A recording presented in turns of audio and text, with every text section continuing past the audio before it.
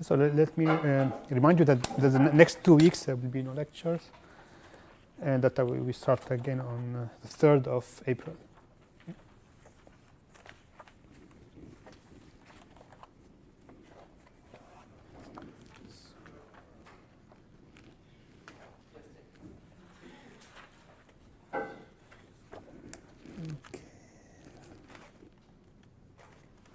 So yeah, let me remind you quickly what I was doing last time. So yeah, last time I introduced the notion of I think FT universal. Let me just check if this is the right terminology.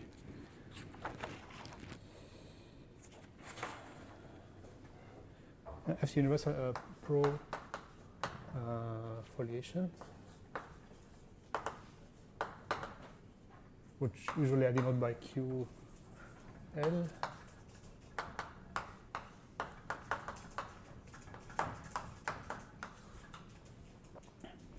And notion of FT universal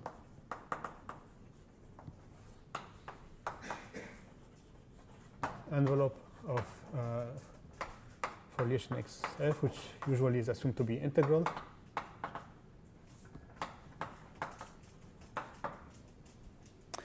Then so also we've seen that these objects here, so these are they give points for the foliated topology.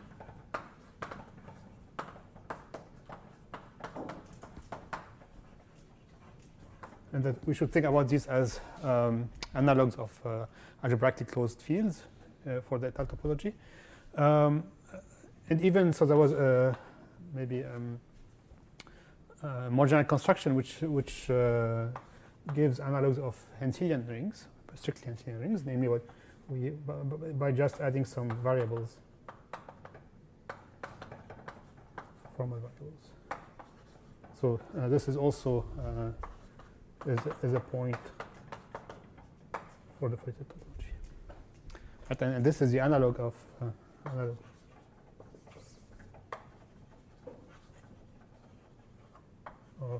strictly Henselian ring, Henselian scheme.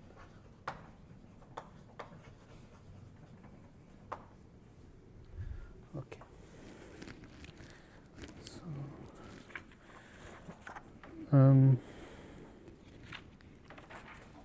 okay. So the next thing I want to discuss now is a computational tool to compute the foliated cohomology at generic points. So this relies on the following definition.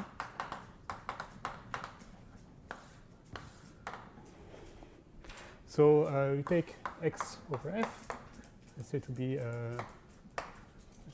just quasi-compact foliation.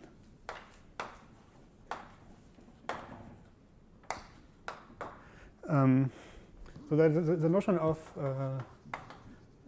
FT generic hypercover.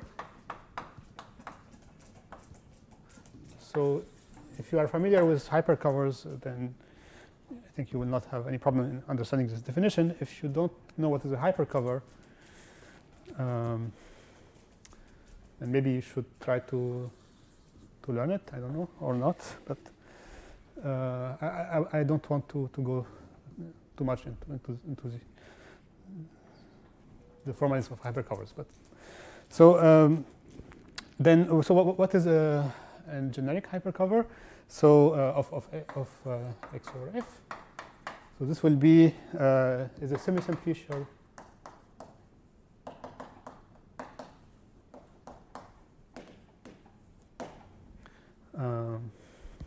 foliation. So I denote like this: y dot g dot. So simplicia is just simplicia, but without the degeneracies. So just somehow the interesting map that we so and a morphism, or it's called an augmentation.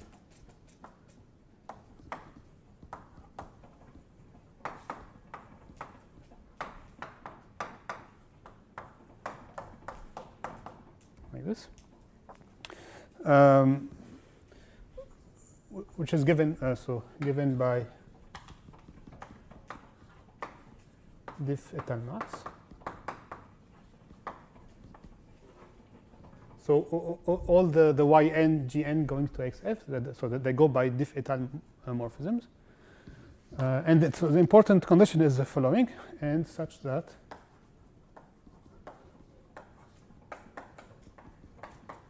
so for every p bigger than 0, we want that the map going from the piece to the yp to the so-called co-skeleton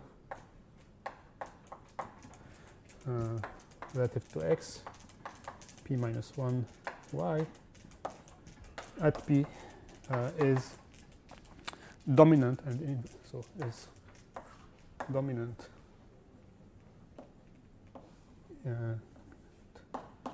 in involution.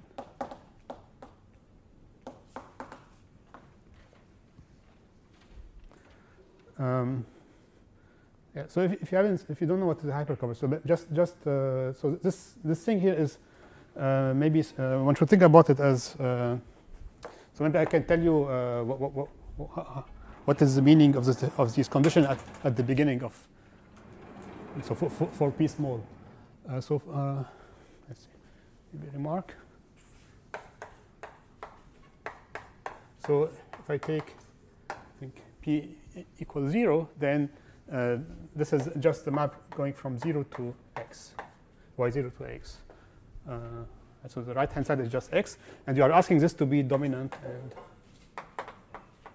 and in involution. For p equal 1, this will be the map from y1 to y0 times x y0, and again you are asking this map to be dominant and in involution. And then I don't know, maybe I can do p equal 2. I'm not sure I can do it, but let me try. So it should be, I think, the map going from probably y2 to y1 over this thing here.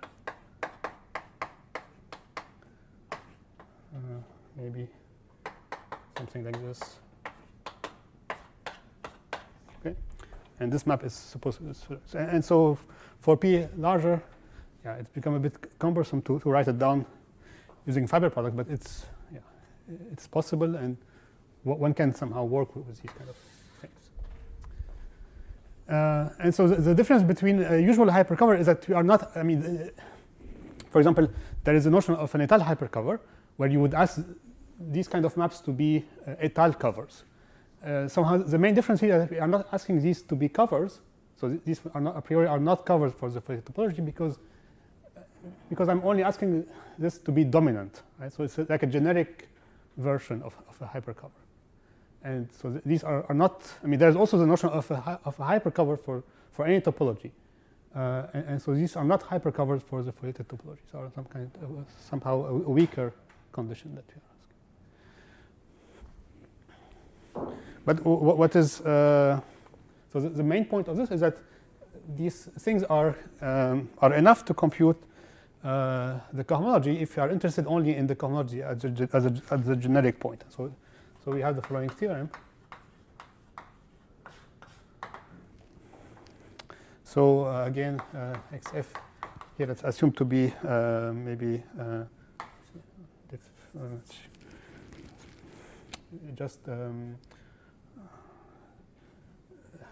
just having finitely many generic points. I think this is enough, I think. And we fix a hypercover, generic hypercover.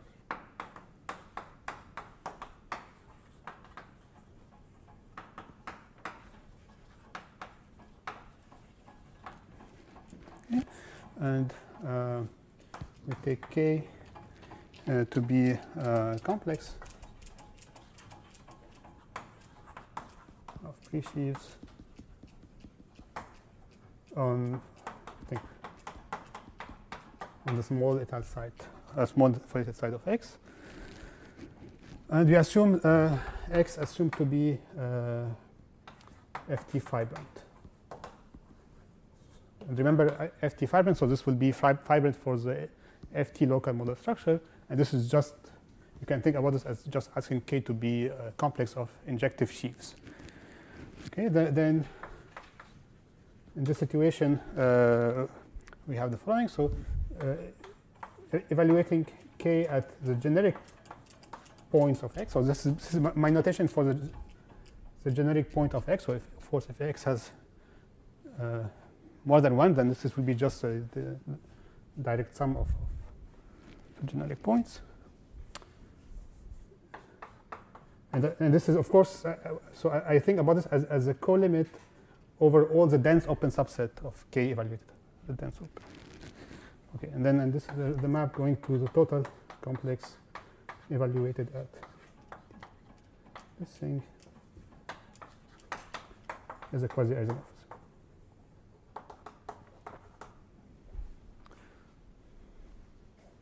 Okay, so this is again, it's an analog of something which is well known and which is available for any topology. So whenever you have a site, you take an object, you take a hypercover, you have something like this. And so what is really, I think, what is really here kind of interesting is that it's like a generic version of this result, and somehow the proof is quite involved. It's really not. It's not just a formal statement.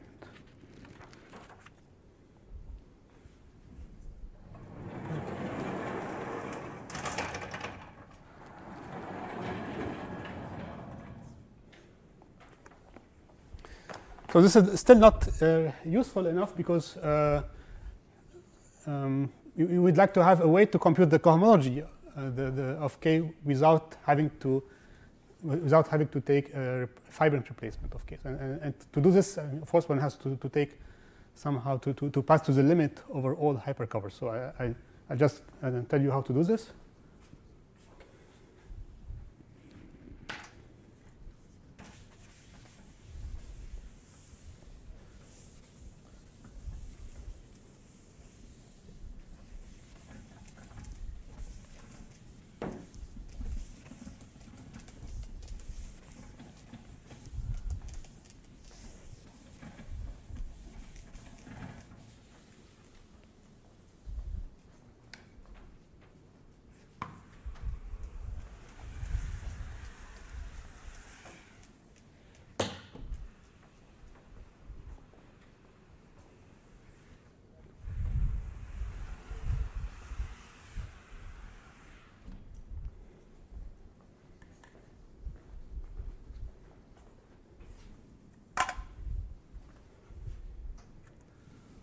So I need the definition.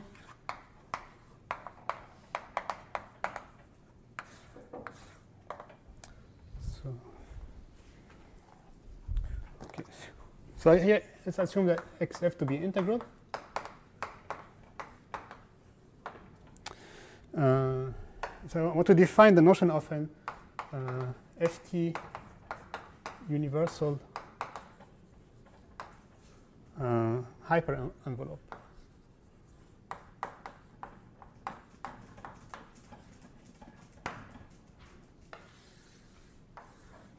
Okay, so what is this of x over f? So so this is, it's a pro object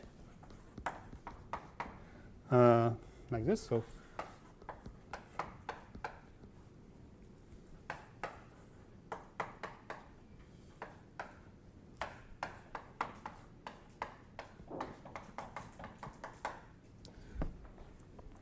where so such that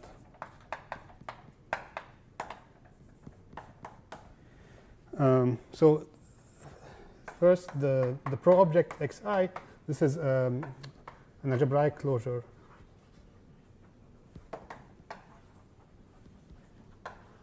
of the generic of X. So what do I mean by this? Again, it's just basically you fix an algebraic closure of the fraction field of X, and you write it as a limit of finitely generated or as finite type étale X schemes. This is what I mean by algebraic closure. So for a fixed I, this is and yeah. But by the way, so this is since xi is étale over x. So if I look at the basic foliation induced on here, this map will be diff étale. Okay, so this is endowed with the basic foliation induced from X. Okay, so these maps are FT generic hypercovers, and the last condition is that for fixed n, so for n bigger than 0, we want that qi n li n, this is FT universal. And even it's an FT universal envelope of X. Okay. And so fact these guys exist. These things exist. But it's not again, it's not really a completely formal thing. Maybe maybe let me mention why it's not clear that these kind of things exist, or maybe just let me say what is behind the existence here. So this uses the following fact.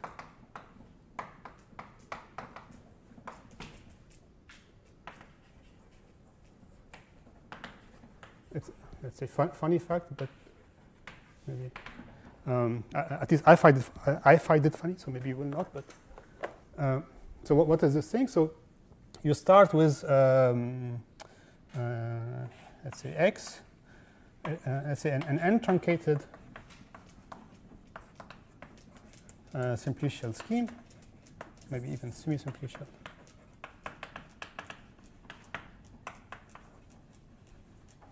So you know what is a simplicial scheme? N-truncated means that you just have xn up to x0. Okay, you don't have anything further. So you start with something like this, and you assume that xi is the spectrum of an algebraically closed field for every I.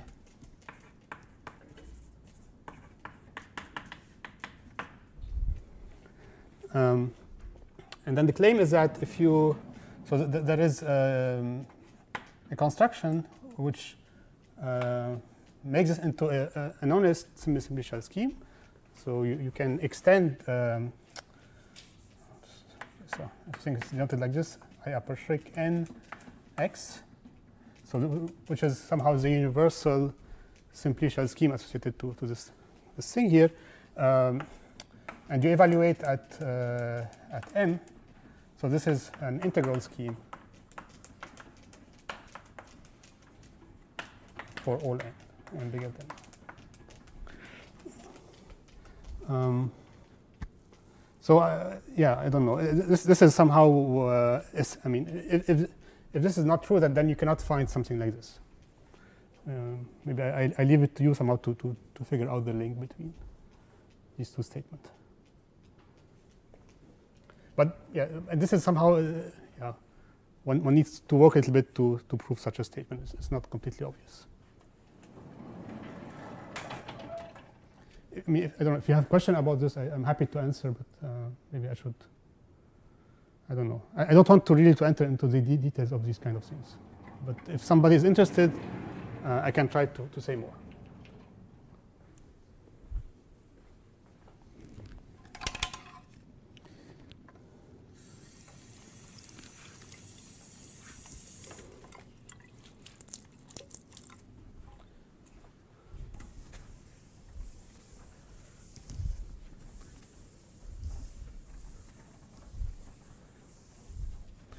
So maybe I can I can try to explain why this kind of result somehow can be helpful to understand the foliated cohomology of something.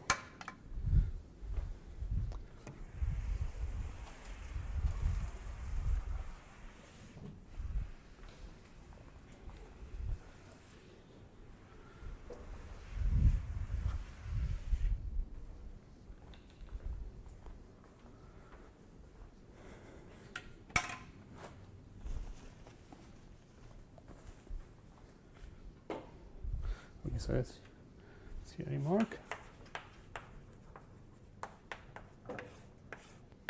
So maybe why to care about this?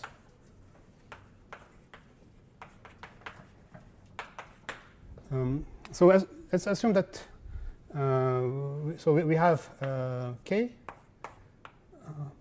Maybe before doing this, let me state the theorem. So before saying why do we care about this theorem, so as before, we have to take xf integral. We fix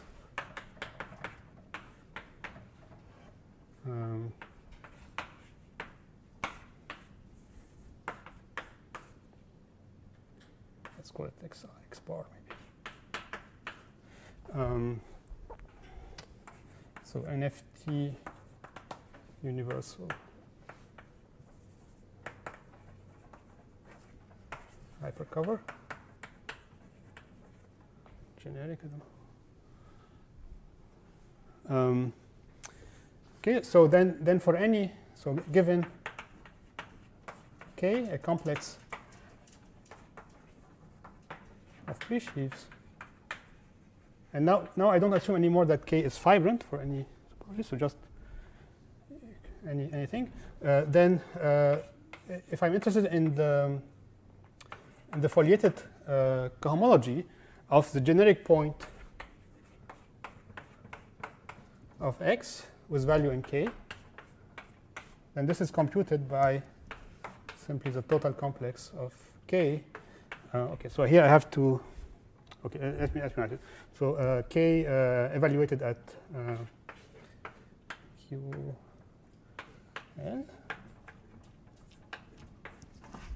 So without replacing k by anything, so just and then maybe you have to take the Galois invariant, Galois x bar over x.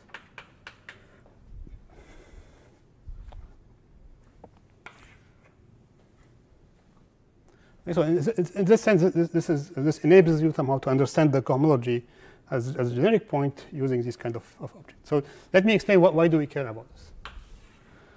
Okay, so here's a remark. Continued. So let's assume that we have some complex k. And we want to compute. We are interested in computing the cohomology. I mean, you can write it like this if you prefer. So I want to compute the cohomology of some variety with value in k for this topology. I'd say x is a nice, maybe x is a smooth scheme, for example, endowed with the coarse foliation. So the first thing you can try to do is to try to understand, make life simpler a bit, and look at the generic point of x, and try to understand this thing. So I mean, I think the only general thing that I know to understand cohomology is to use hypercovers, and so and this is available in general, but somehow hypercovers are becomes very complicated in this situation, and so I want to try to explain why, and then hopefully this will explain why it's better to use these generic variant of hypercovers. So if you want to compute this group using hypercovers, what you would do, you do the following. So you start with a cover of X. Here I'm looking at the generic point, so it's enough to take a cover of the generic point. So let's take a cover of the generic point of X. So just something like this. And so here it's really, I mean, I have to put foliation, but maybe I will not do it now. So this is just a diff et al. Map of foliation, which is surjective. And then, so I need to do a Church construction on this, just construction. And so what does it mean? It means that I need to look at the associated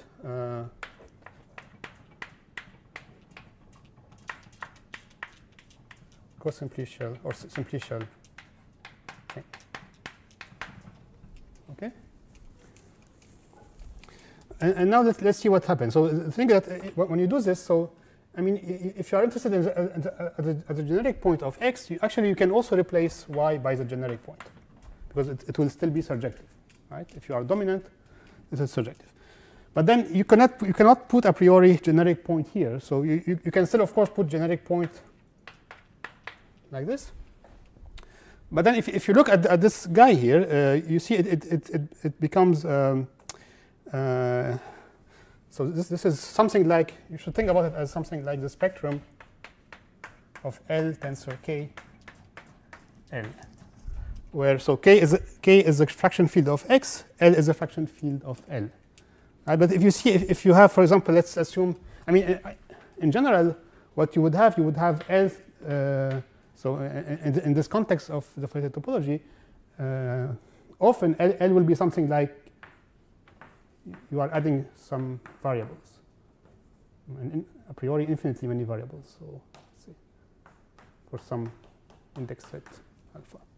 Right, so it's an infinite. I mean, this is an infinite transcendental extension of K. So this is your eta of Y. But then if you do this product, so what you get, so this guy here, you see, is an infinite dimensional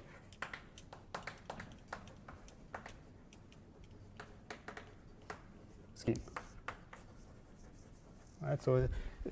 So even, I mean, these two things they have zero-dimensional schemes. But when you do this fiber product, you pick up a lot of dimensions, and somehow the topology of this gadget becomes more complicated. And so, but somehow the usual somehow the thing that's available in any context applied in this situation would tell you that if you want to compute the cohomology of a point, you will end up also computing the cohomology of things like that, right? Because I mean, there is a spectral sequence converging to this gadget where the terms are cohomology of these things, and we really don't want to look at the cohomology of such a horrible object. And this is why somehow it's very useful to have this kind of statement, because it tells you that you can replace this by just the generic point of the Fourier product, and everywhere else also. Okay, so this is why this kind of statement is useful. And in fact, I mean, I think this is like maybe really the reason why you can say something non-trivial about the Fourier cohomology, because you have these kind of tools in some sense. Okay.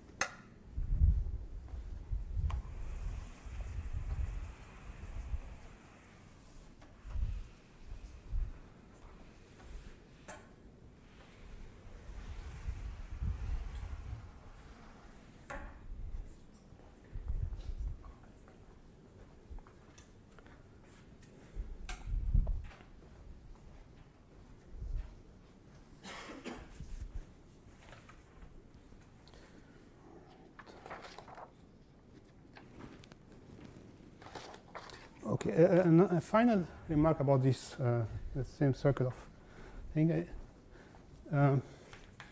Just quickly, because I mean, this we will return to this maybe later. But okay, so one might think, one might hope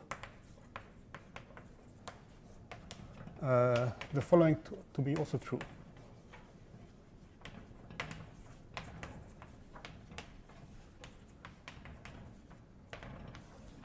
So assume you have xf as before, and you have this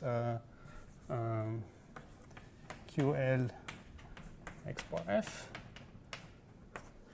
that you can use to compute the cohomology. You might think that, okay, I can also use this to compute the foliated cohomology of maybe something like this. So I look at it as a generic point of x, and maybe I add some variables.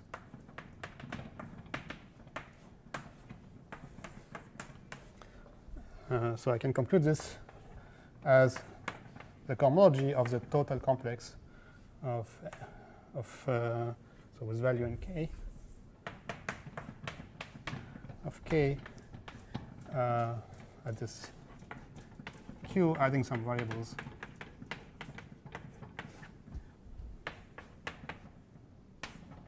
Okay, I mean, this would be a natural generalization of the previous theorem, but just unfortunately this is wrong.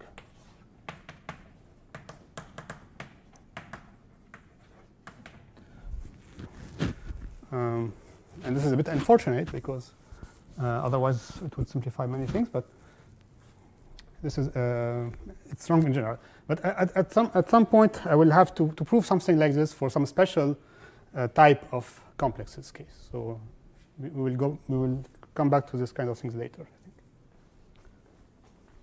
But it's just wrong in general, I think.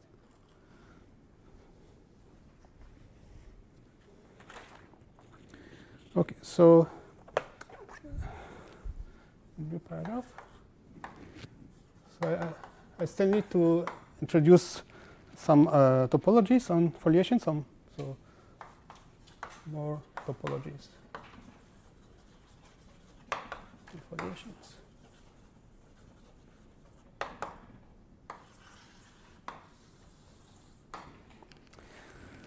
Okay, so I will introduce 3 of them. They will be called Psi-Nisnevich, Psi et al., and Psi-foliated. And just maybe remark, so why Psi? I think, I mean, Psi is somehow has to do with the fact that I like to think about these topologies as having some transversality, transversal to leaves. This is why, so Psi is just to remind you about this. Okay, so maybe just before starting, so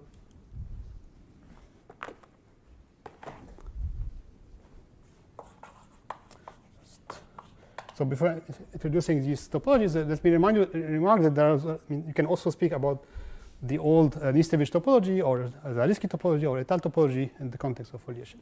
So Zariski, Nisnevich, et al. These topologies extend naturally to foliations.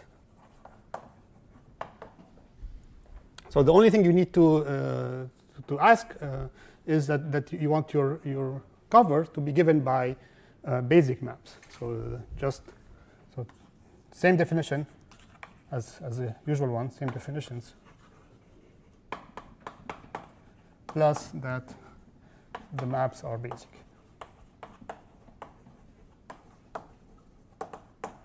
Okay, so for example, what is an et al. Cover is just a family of basic et al.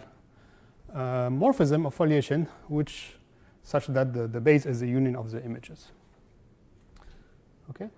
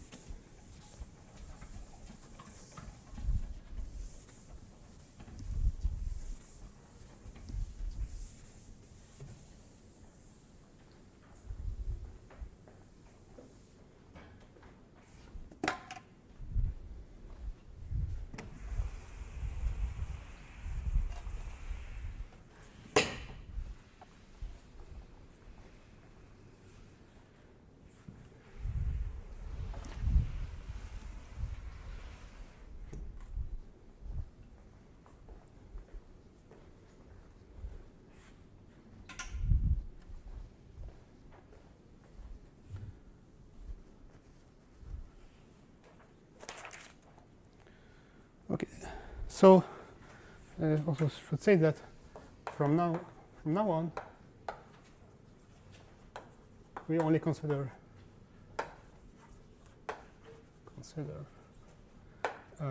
singular foliation. So if I don't say it, it doesn't mean that it's not foliation.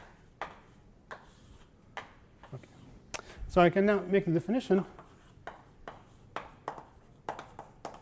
of the first two topologies. So so the Psi-Nisnevich, respectively, Psi et al. Topology is generated. So we don't have a nice characterization of the covers, but just so it's generated by the following three types of cover. So the first one is just the Nisnevich covers, as explained there. So Nisnevich or et al. Covers.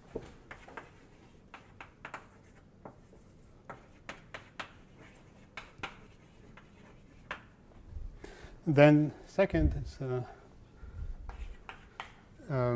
it's also something we have seen last time. So these are pairs of the following type. So you take X, you remove a closed subset, you have the foliation. This is inside XF. This is one part of the cover. And the second is you take X, you complete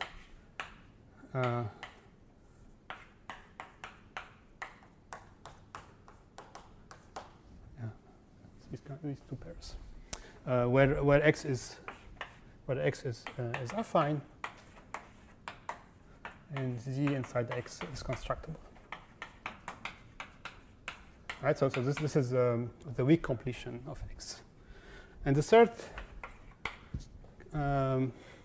type of covers are as follows. So they are of this form: X prime to F.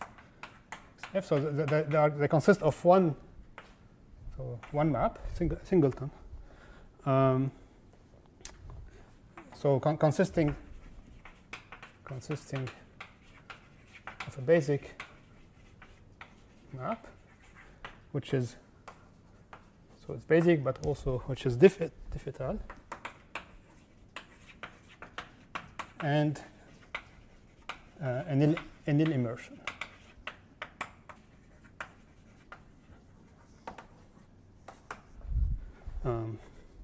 So it's an isomorphism on the reduced subschemes. So this type of cover, we will not use it until maybe a few talks, but it somehow it does play a role at some point.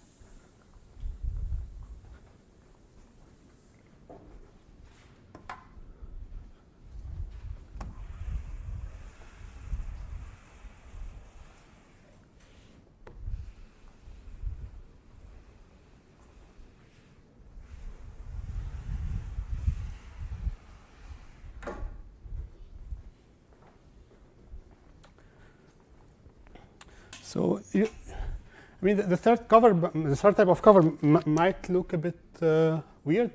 I don't know, or not. Is it weird or not? This kind of covers. I mean, do you think there are natural things to look at, or? I mean, the reason why it might sound weird to some of you is that I'm taking a nil immersion, which is diff et al. Which, I mean, if you are familiar with et al morphism, you would say, oh, but then this should be an isomorphism, right? So maybe I just give you an example to tell you why these things do exist. I mean, so just example of cover of type 3. So in fact, the point is that you can so there are diff smooth foliation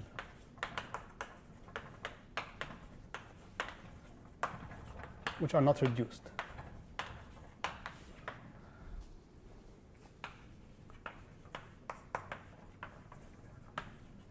As schemes. Of course, I mean, a smooth scheme will be reduced, but you might find, I mean, there are diff smooth foliation which are not reduced. And I mean, it's very easy to construct these kind of things. And actually, it's easier to work with delta schemes. So let's for example, so take delta to be just one derivation. Take x to be spectrum of kt epsilon square, and this is a delta scheme, and even an essential one. If you declare that delta takes t to 1 and delta takes epsilon to 0, easy to check that this is a delta scheme, and so this gives you a foliation which is diff smooth.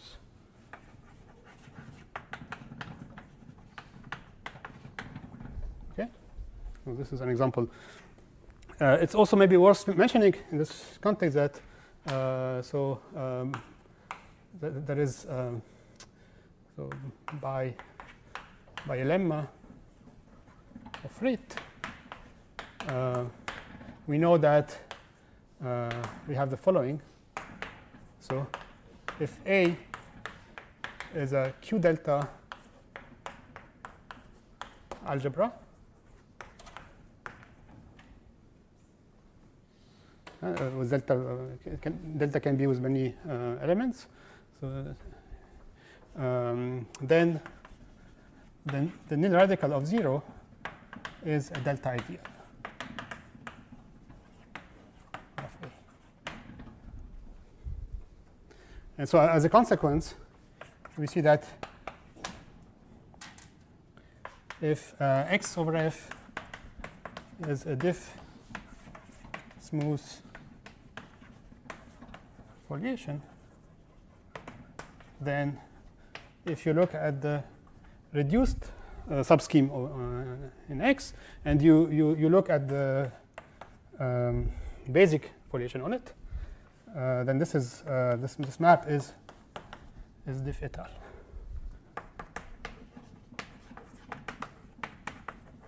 And also this guy is diff smooth. And so in particular, this would be a cover of type 3. This is a cover of type 3. So if you are dealing with smooth foliation, you can cover everything with reduced foliations.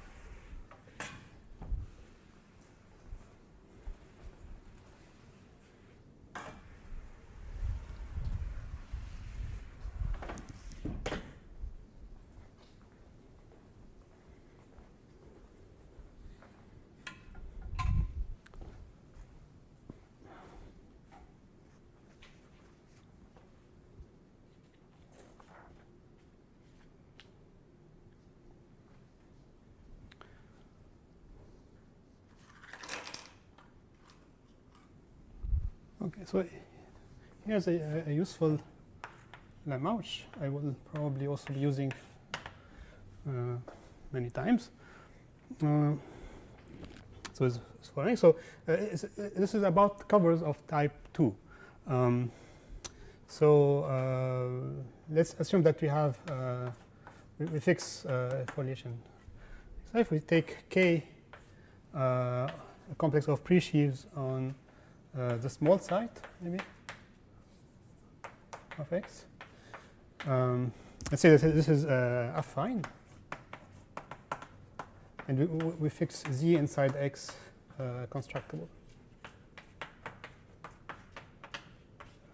Okay, and let's assume K to be, or maybe not. Okay, so constructible. Okay, so then the following square is homotopy Cartesian.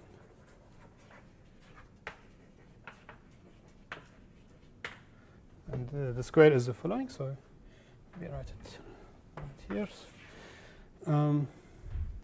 So you have,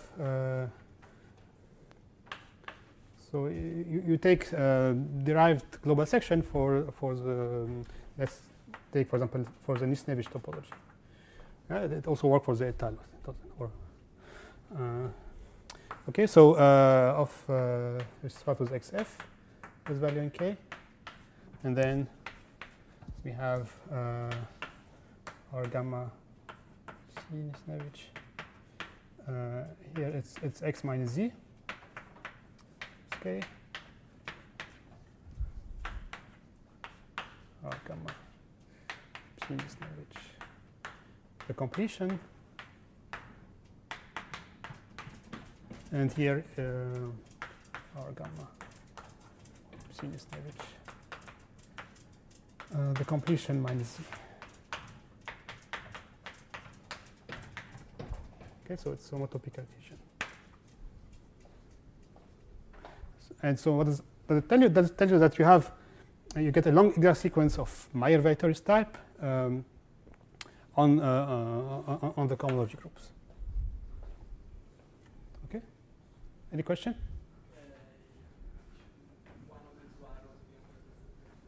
Oh, like this? Thank you.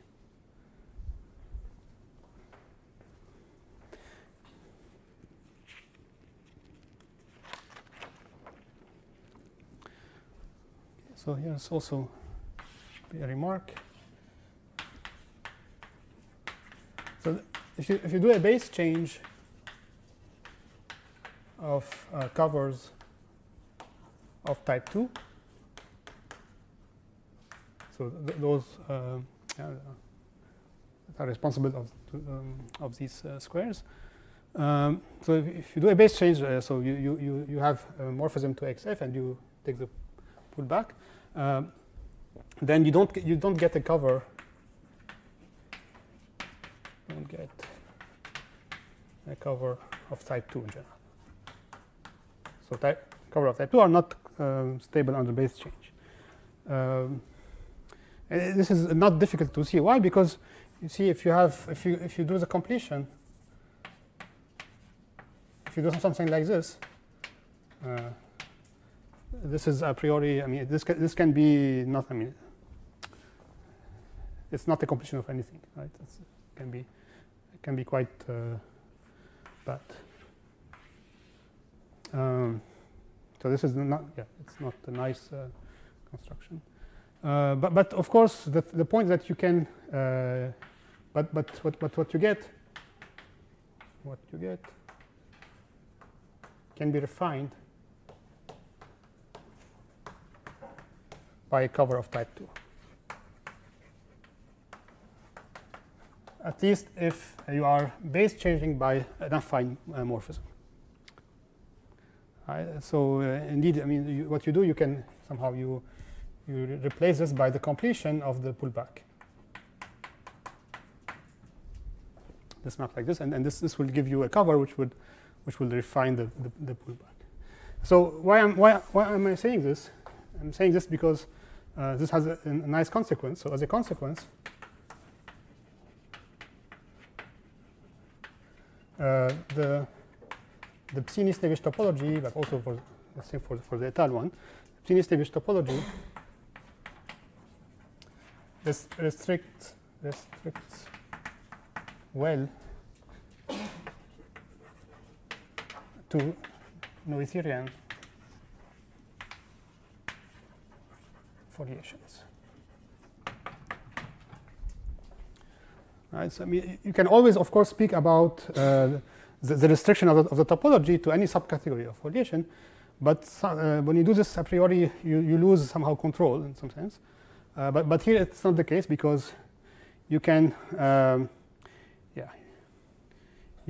whenever you have a cover of a Noetherian foliation, you can refine this cover by a family of maps from Noetherian foliation. Okay, is this clear? Right. So let me say it more concretely. So what I'm saying here is that if XF is Noetherian and you have a cover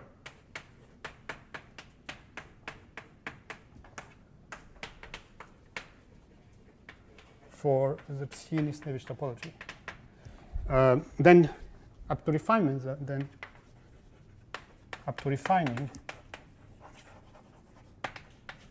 you can assume the yi's to be Noetherian. Okay, so this is not true, for instance, for the foliated topology, but it is true for the Psi étale and the Psini-Slavish. Okay.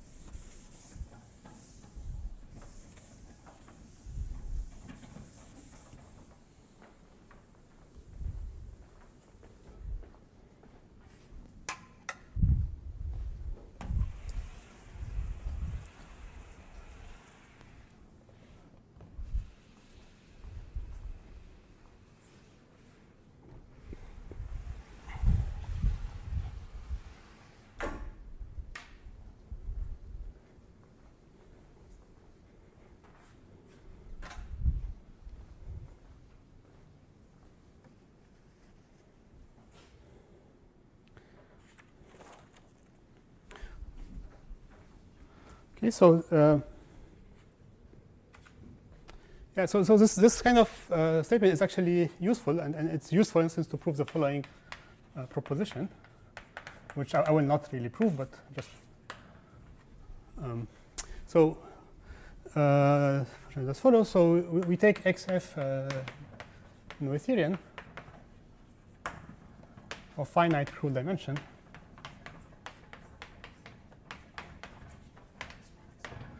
Then the cohomological dimension of XF for the Psini-Slavish topology is bounded by the crude dimension. Is bounded, or is equal to the bounded by dimension of X. And so same is true. It's true for the Psi étale topology with a rational coefficient.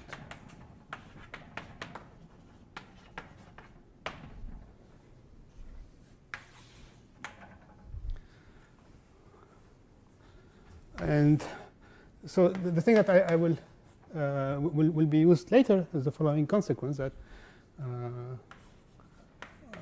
corollary is that again under the same hypothesis, if I So if I look at derived global section, let's say for the Psini-Snevich topology of X. So this commutes with up to a quasi-isomorphism with filtered colimits. Right, so this is a usual consequence of finiteness of cohomological dimension. Again, it's kind of well known. Also, same for gamma psi et al. With rational coefficient.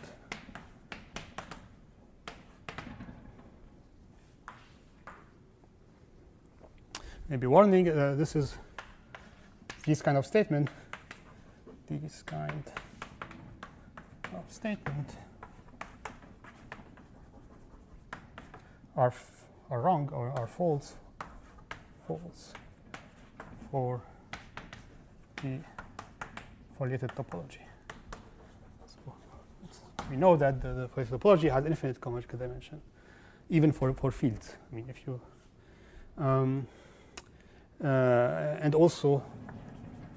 and also same for the psi-foliated topology, which I will introduce right now.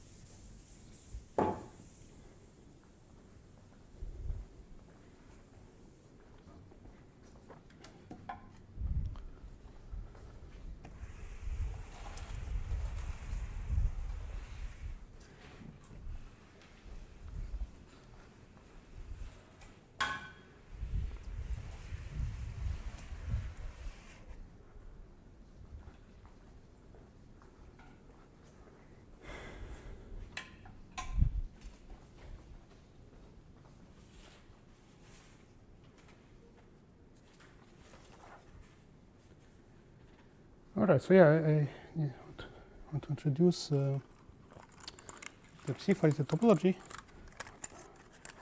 So it's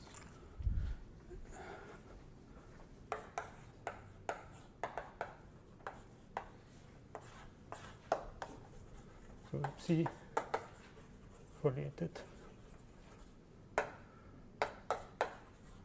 topology is generated by two kind of covers. So the second one is the same as before. So as for the Psini-Snevich and the Psini-Snevich and the psi et al. And the first one is families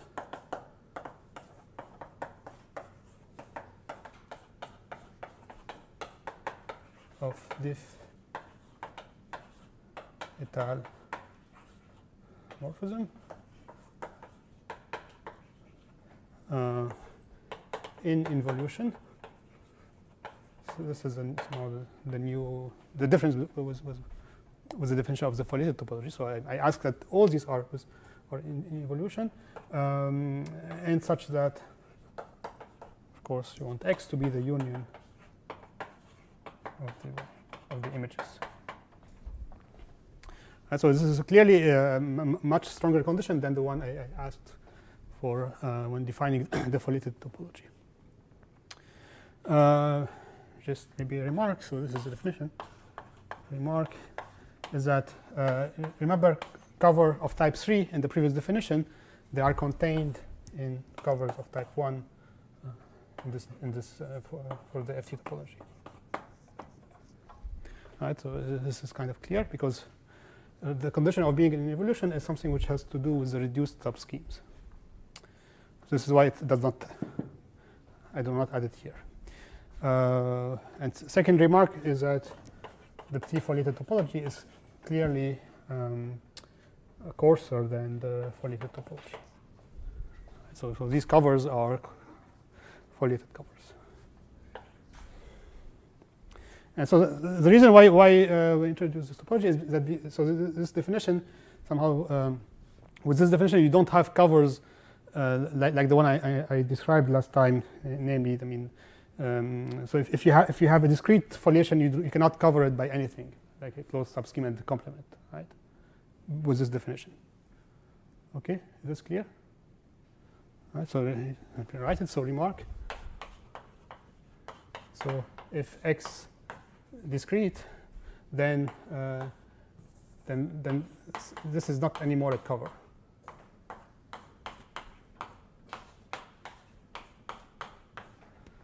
Is not a cover. Is not a priori a cover for CFT. Okay, because it violates the condition of being in evolution, which somehow, I mean, this condition is like, looks like something like, I mean, it's not flat, but it's not far from being flat, right?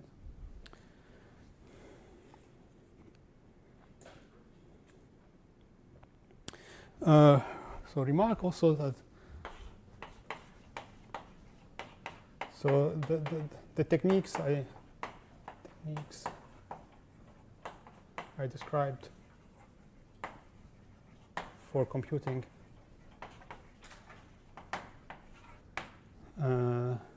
H star Ft at generic points also work for computing H star CFT. And in fact, this also showed that these two things are the same. It also implies that H star Ft at generic point is the same as H star CFT at generic point. Right, so the difference between these topologies, I mean, between these two cohomologies, will be somehow when you try to globalize it a little bit. So.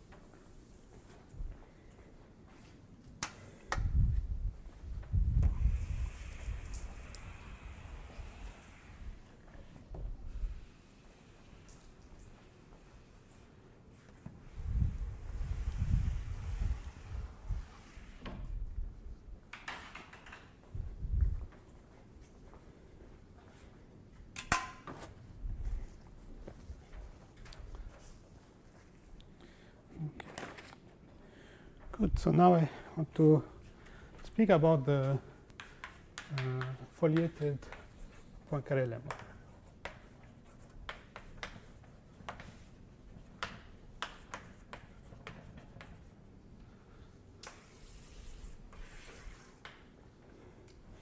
Okay, so let me remind you. So we have this side smooth foliation K, and on it we have this complex, the Durham complex of the foliation, the natural Durham complex on this category. Also, let me remind you what it is. So this is given by this formula, just a global section of the Durham complex of the foliation. And so introduce some annotation. So we denote by O delta This is the H0, the RAM, H0 of this complex. So H0 in the sense of complexes of presheaves. So just it's the kernel of O to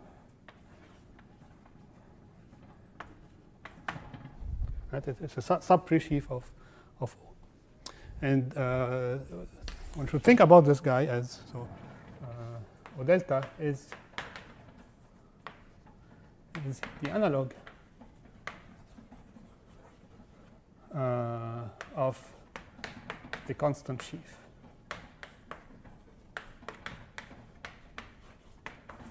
C constant in differential geometry. And so really, this is really the sheaf of functions which are constant on the leaves of the foliation. Okay, so with this, we can state the Poincare lemma. So this is the following proposition.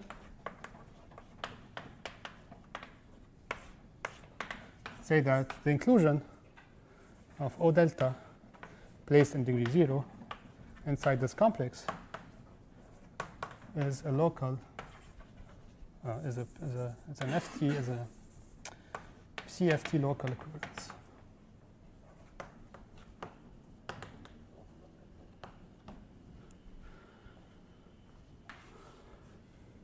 And so it's really very simple, and I will give a full proof of this. So what do I mean by CFT local equivalence? It means that I want to show that the cohomology of this complex, cohomology presheaf of this complex, are locally acyclic or locally trivial, or locally trivial for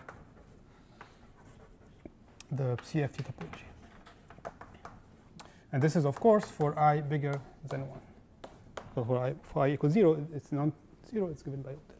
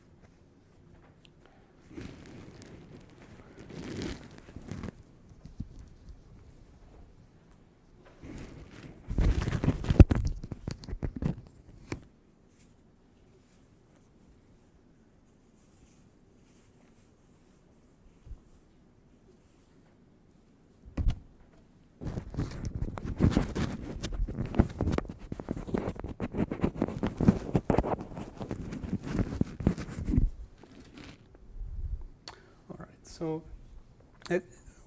let's fix a differential form, omega, which lives in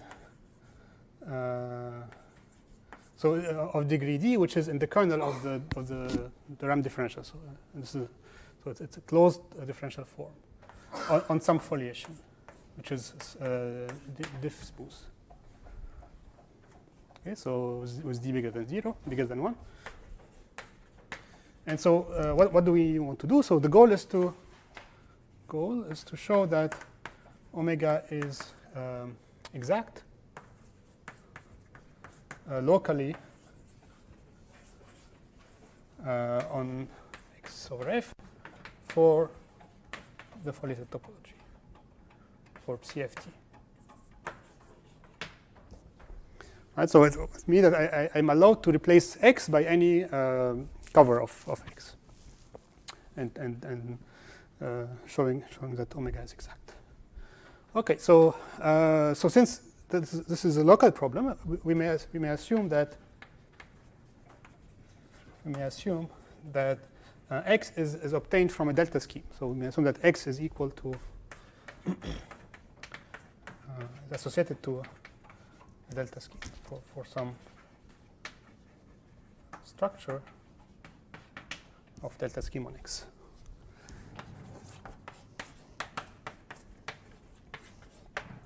And so what I will do, I will assume that delta is given by n derivation. So we will do induction, do this by induction on n. Right? Remark, if n is 0, there's really nothing to show, because then omega is automatically 0, since d is bigger than 1. Okay, so what can we do? So we can write omega as follows. So we can write omega as omega 0. So actually this is, I mean, if you know the proof of the Poincaré lemma, or this is really just repeating this proof in this context. So we do the usual thing. So we write omega as omega 0 wedge omega n, sorry, omega n chech. So if you remember the notation I used last time, plus omega 1, where, of course, delta n, omega doesn't appear in omega 0 and omega 1. Right, so this will be a differential form of degree d minus 1. Omega 1 will be the differential form of degree d. Okay.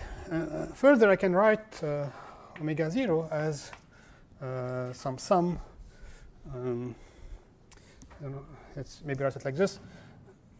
On subset inside 0, inside 1 n minus 1 of cardinality d minus 1 of some function times delta I. Now, of course, the delta I, this is the wedge product of the different delta i's for I in I, big I. Okay, is this clear? Okay, now, so these are functions. So these fi's are element of OX. Now remember, I'm allowed to replace X by any cover of X for the topology. So in particular, I can, as we have seen last time, we can assume that F has primitives by doing this. So F has a primitive locally for the topology. So by replacing X by a cover, we may find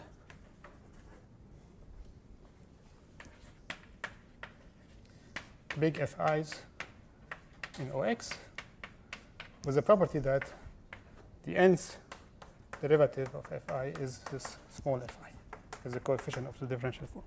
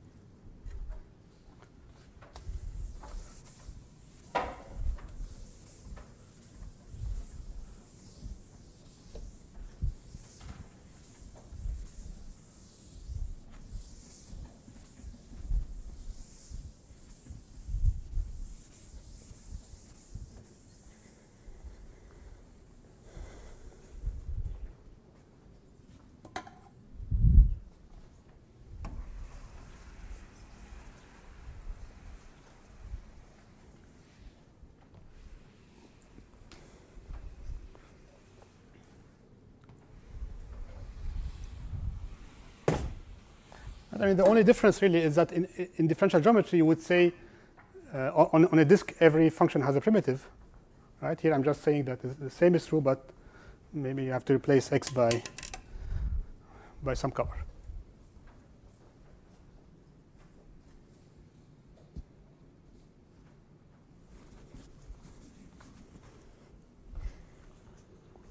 All right, so once we have done this, then we can define maybe, let's say, omega prime.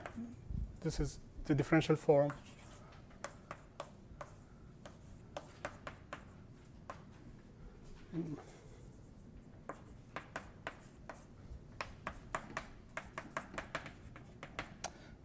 Fi partial. Okay, so we consider this thing. And now we see that if we look at the ramp differential applied to omega prime, what do we get? We get omega 0, right? Because so we derive Fi with respect to delta n, and then we add a wedge delta n, well, maybe up to a sign. Yeah, but we get W0 plus some extra term, but in this extra term we don't have we are still without delta n change. Okay, so the part which contains delta n change is exactly the same part of omega. Okay, so by changing, so we see that by changing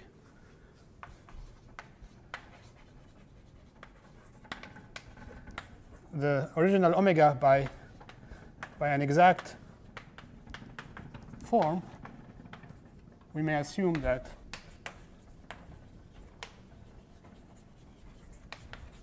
omega has no delta n dual in it.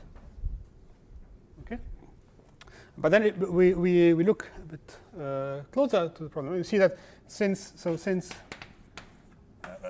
by hypothesis we know that omega is an exact, so it is a closed form. So this implies that the coefficients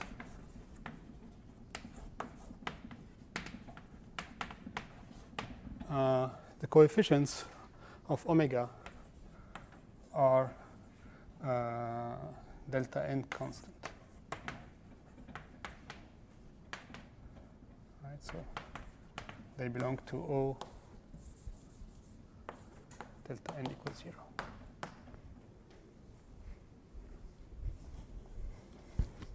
All right.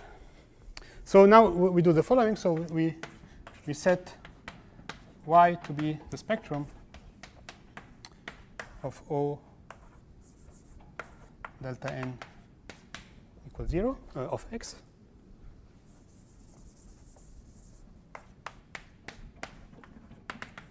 So the constant for the last derivative, the derivation. So this is what this is. This is an essential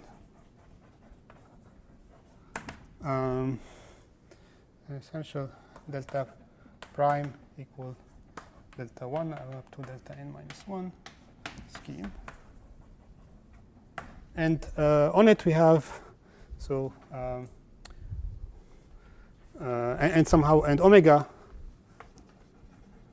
and omega really belongs to z d the ramp of y. And so we can think about omega as a differential form on this scheme, on this delta prime scheme y.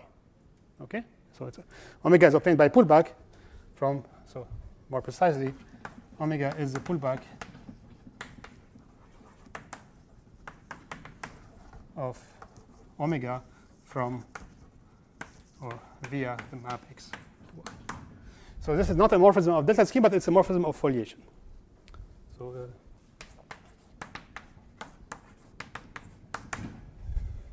and now we can use induction to conclude. So now we conclude by induction.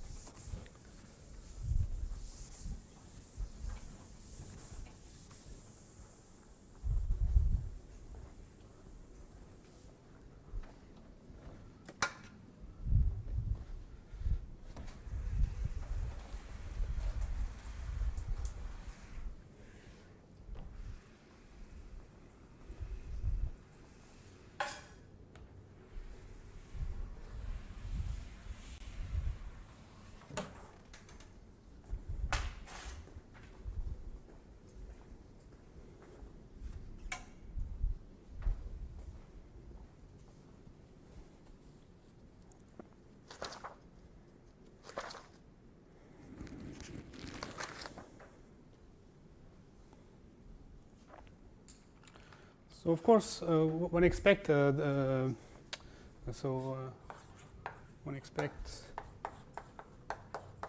that this permits to compute the foliated, maybe psi-foliated cohomology of foliation with value in O delta, as in the usual context. And indeed, it is the case, but it's somehow in some limited situation. So indeed, we have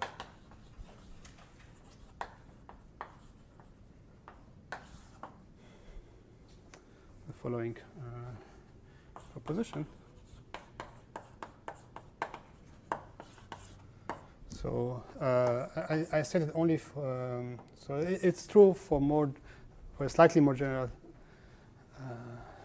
cases, but I stated only for X a smooth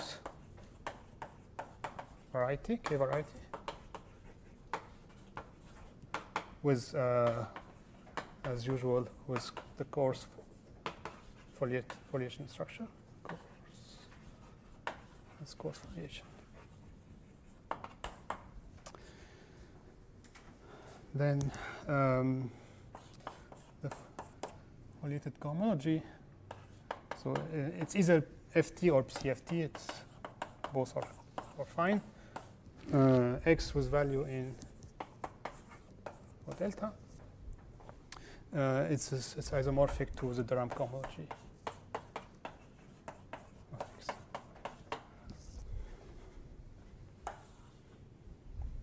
So maybe I should also say that. Okay, say it here. So it's true in more general situations. General situation.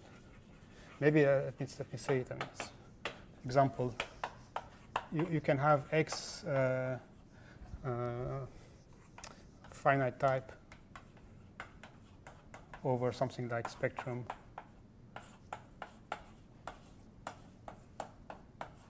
formal power series.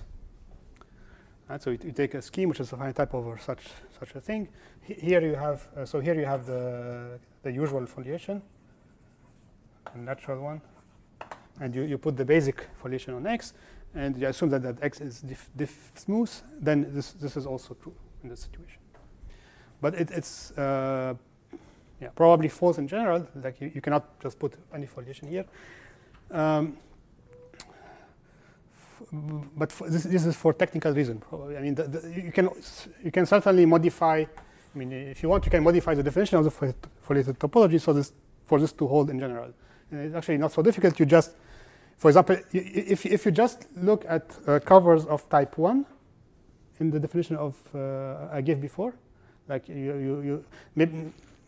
So if you maybe replace cover of type 1 by saying that it's maybe and flat or faithfully flat, for example, then it is still true that the foliated Poincaré lemma holds, because the proof you see it does not use much covers. I mean, and then this will be true for any foliation. Okay? But otherwise, I mean, with the definition I gave, this is probably wrong in general.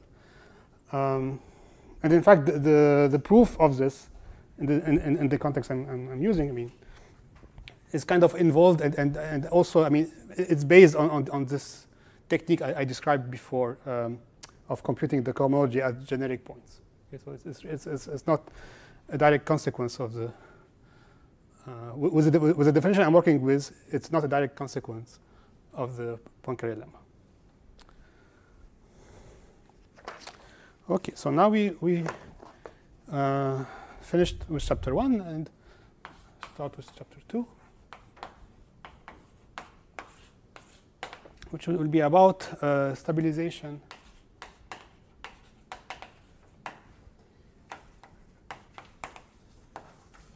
of spectra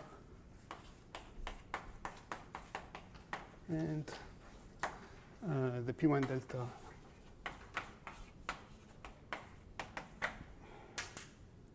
localization.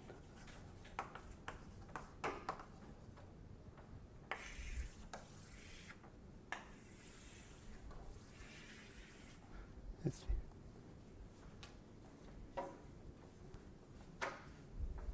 So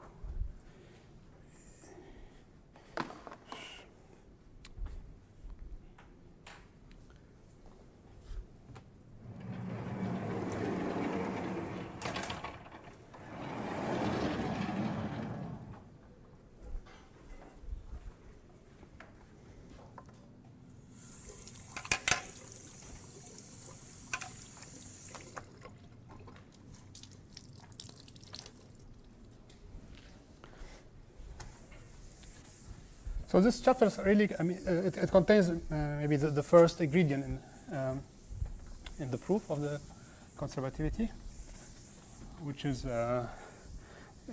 this. I mean, as we will see, it's a way somehow to replace the spectrum representing the ramp cohomology by something which looks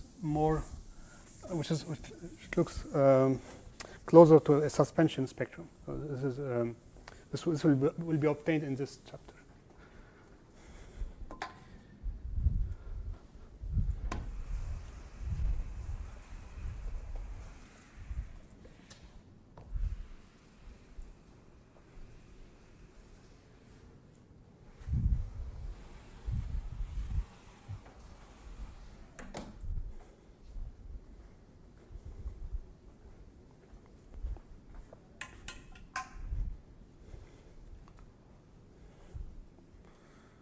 Okay, so I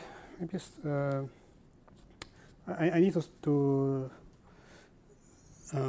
start with some notation before I can state the first theorem in this chapter. So okay, so some notation. So as before, I will be working on this site, and for the moment, I will always be considering the psi-foliated topology. And so since I'm only working here, I write this for simplicity. Just omega will be always the foliated omega. I also fix a fiber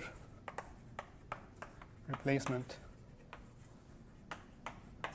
fibrant. Sorry. And this is for the topology, CFT fibrant replacement functor, which I simply denote by this. Okay, maybe with this if there is a need. And I assume this to be so assumed to be a pseudomonoid. So you can take for example, you can take for this the Godman resolution. So example.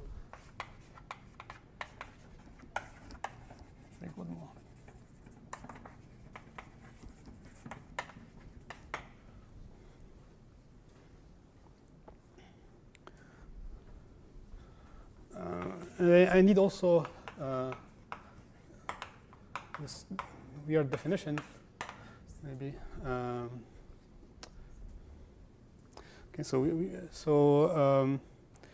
let me maybe first say that. So the truncation of omega. This is really very simple. This is a complex having two degrees, O and Z1 Durham.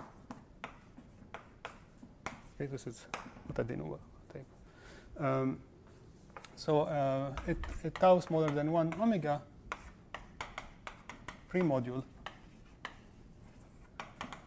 is a complex. This is the definition. A complex of pre-sheaves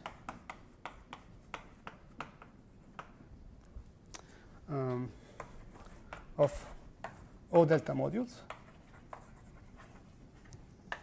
M with an action or with a map from this guy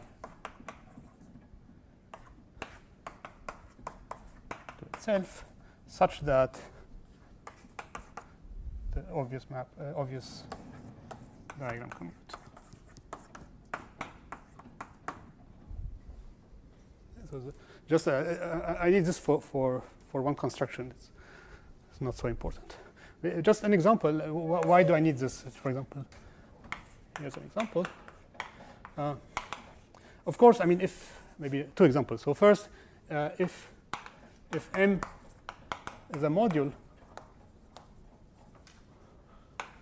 over the de Rham complex, which makes sense because the de Rham complex is an algebra, so we can speak about modules omega. Then M is a pre-module. M is a pre-module in the previous sense. This is one example.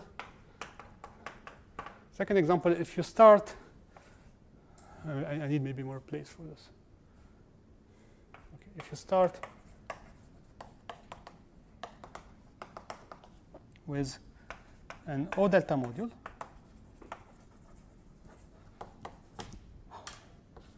so I claim that then M fibrant, so M the fibrant replacement of M is a pre-module on this guy. So let me explain how this is.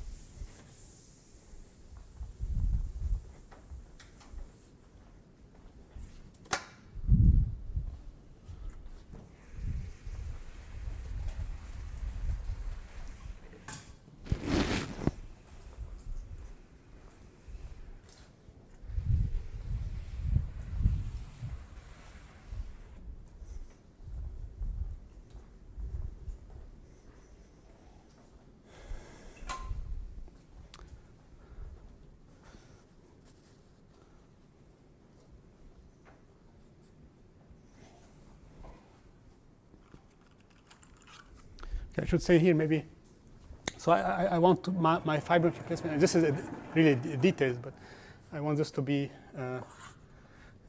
injectively fibrant. It will just enter in the description of how this is a module there. So yeah, I need to go from, sorry, I need to construct a map like this.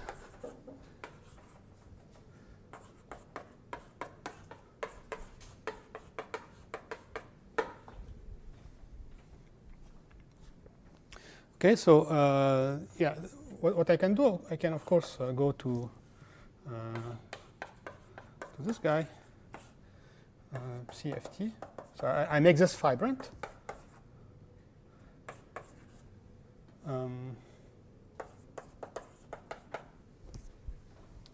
Right.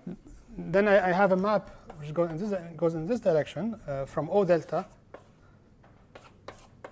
CFT fibrant tensor M delta and CFT fibrant. Now the point is that the map from here to here is a quasi-isomorphism. Okay, so the point is that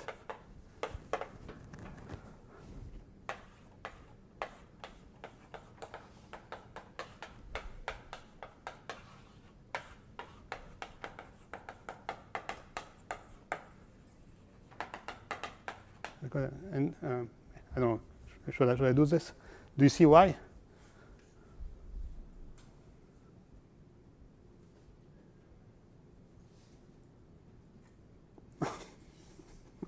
Okay. Yes, that's a Poincaré lemma. Right. Okay, so this is a quasi-isomorphism, and since I assume that my replacements are injectively fibrant, that is really I can fix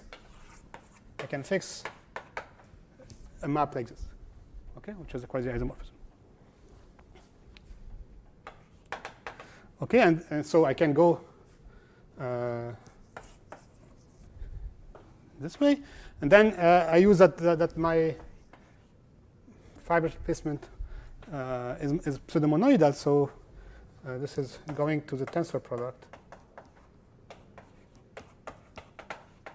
and then I can use the module structure on M to go. Okay, so this is yeah, exactly. So the monoidal means that you can go from here to here. Yeah.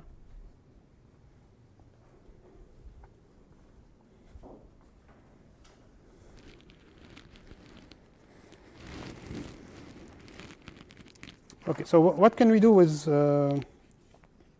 yeah, so I also need before this I need to also introduce some notation. Yeah, so this is really the main example of pre-model I want to consider. Fiber replacement of O delta modules. For example, O delta itself would be an interesting example. Okay, so now let me introduce also some notation. So I will be working with spectra, with T spectra, and so I need to choose a T. So I think for this chapter, T will be P1 pointed at infinity tensor Z or Q. Okay. And so I consider this on smooth foliation. Yeah, and P here is with the coarse foliation, of course. Okay, so we have fix a map eta from T to O star fiber replacement. So here I put the topology PCFT, but of course I could put Zariski also shifted by 1. So I fix such a thing which corresponding to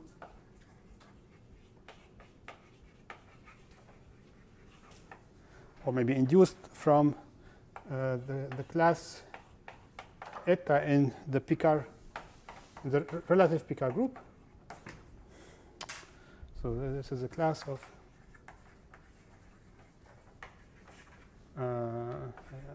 just to make a choice, I take the ideal of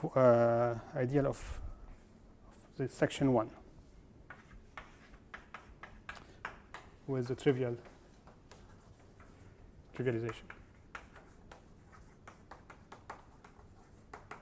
At infinity.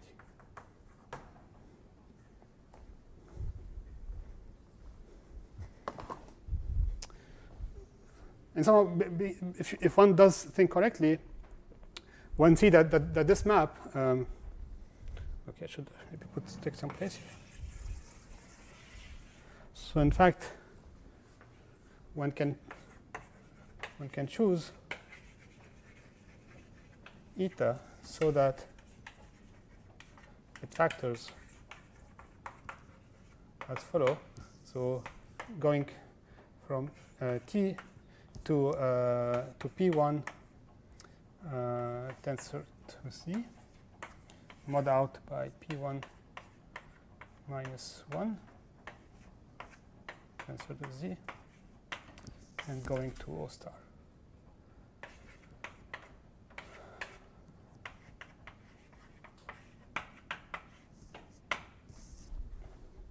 So this will be somehow useful later, but so I want to do it from now. But and you see why this is possible. Essentially, because this is this P1 minus 1 is like the affine space, and the affine space behaves like the point at infinity, for instance, when you map it to O star. So this kind of factorization exists in the derived category, and I'm just saying that I want to fix lift of these maps.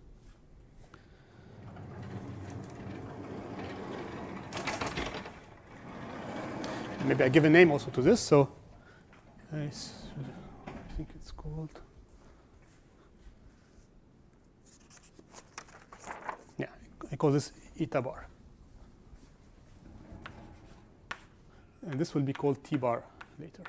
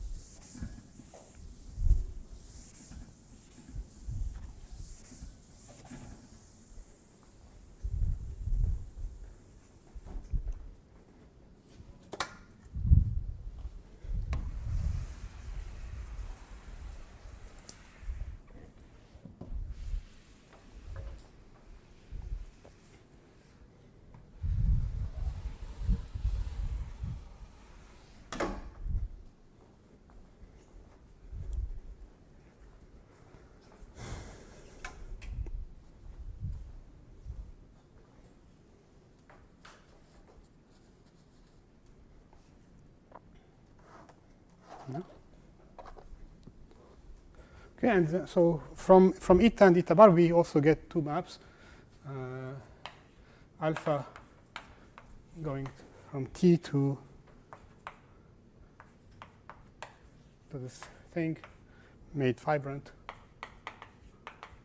shifted by 2. And so how do we get this? We just write this as so we take the composition of d log with eta. Okay, so eta goes from T to O star, and then we have the d log map from O star to Z1 the RAM, and this gives you this map. And similarly, alpha bar is d log composed with eta bar. All right, so these are some notations that will be used later. Okay, so here's a construction. So this is a way to, so we tell you how one get a spectrum from a pre-module. Maybe you already guessed how this works. So okay, let M be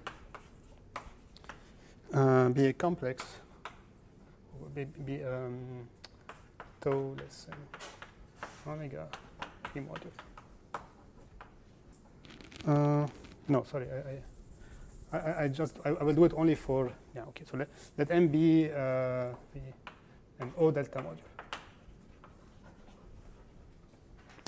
Okay, so we define a spectrum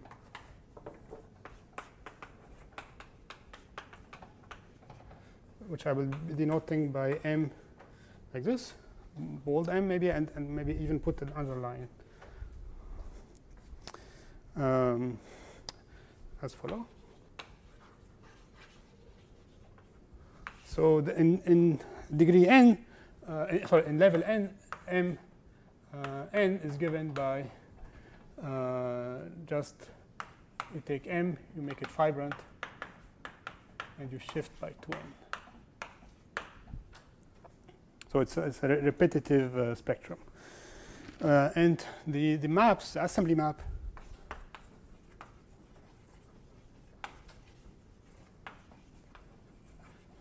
are given as follows. So you need to go from T. So this is gamma. It should go from okay. So the assembly map are given up to shift by the following composition. So I go from T tensor M CFT vibrant to M the same but shifted by 2, and it goes as follows. So you first apply eta to go to tau smaller than 1 omega vibrant tensor MCFT fibrant. And now you see, I told you that MFC that this is a pre-module on here, so you can go to M. Sorry, there is a shift here. So T goes to shifted by 2, so it goes to. This is by the pre-module structure.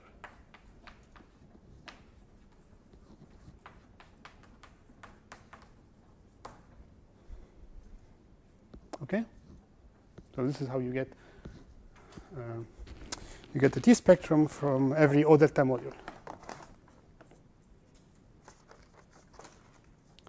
Okay, so now I can. So before I can state the main result of this paragraph, I need a definition. So then I state I think the result, and maybe we can take a break before I give the proof.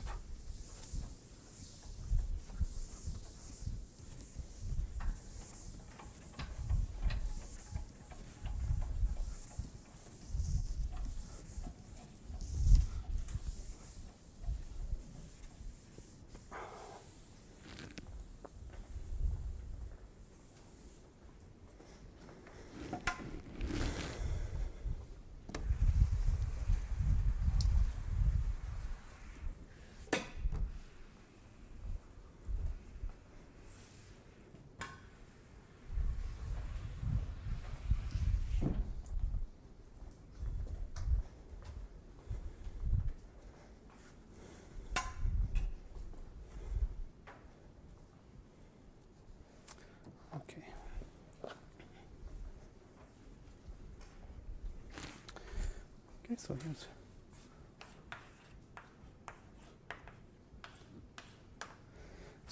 let's take K a complex of pre-sheaves on smooth foliation. Okay, so we say that K is P1 delta invariant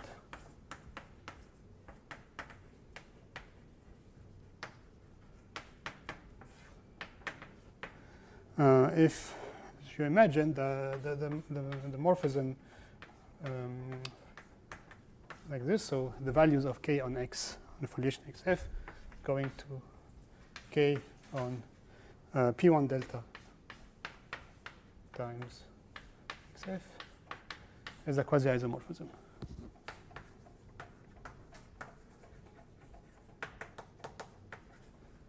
And of course for all XF.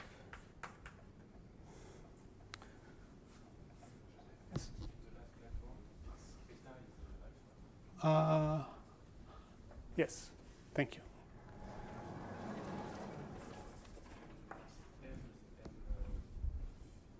And the last? Here, yeah, thank you. Thank you.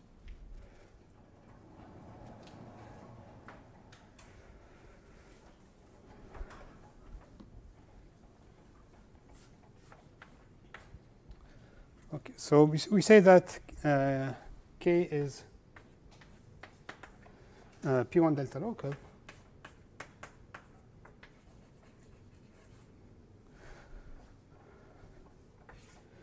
with respect to a topology tau,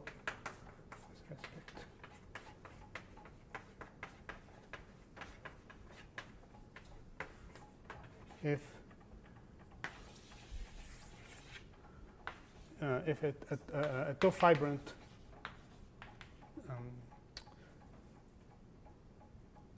replacement of K is P1 invariant, P1 delta invariant. So said differently, the cohomology pre-sheaves are P1 delta invariant. And then there is a third notion. Oh yeah, no, before. So we say that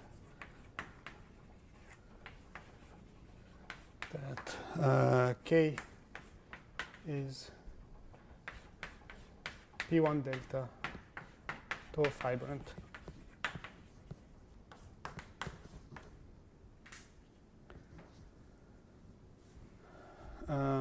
if it is tau fibrant and P1 local. And maybe I will not maybe spell out the third condition, maybe only orally. So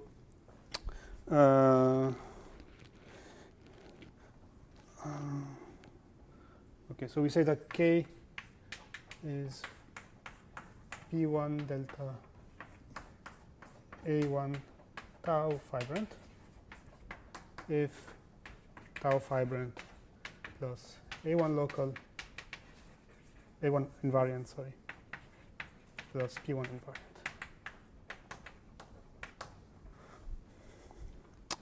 Okay.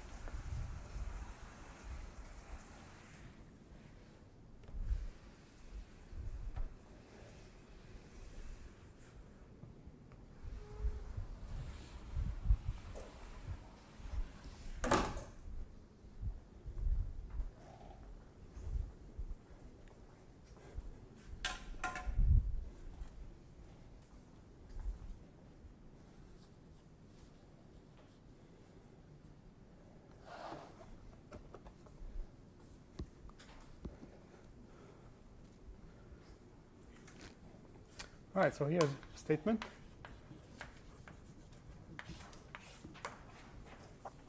So start with M and O delta modules, so really a complex of presheaves of O delta modules. We have M the associated T spectrum.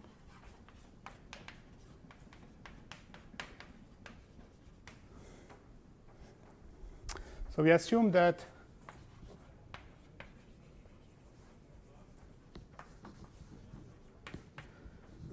that M is A1 local and P1 delta local. So this is, of course, equivalent to say that the spectrum M, as I defined, is level-wise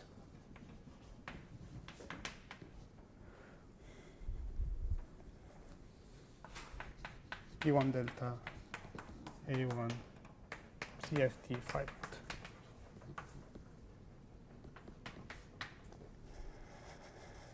Okay, so then the conclusion is that, in fact, M is not only level-wise like this, but even stably P1 delta A1 CFT fibrant.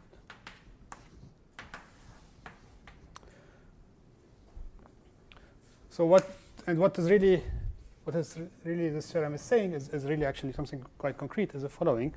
So concretely, and this is exactly what one needs to show, is that the map from MCFT fibrant to internal home from T whose value in MCFT shifted by 2 is a quasi-isomorphism.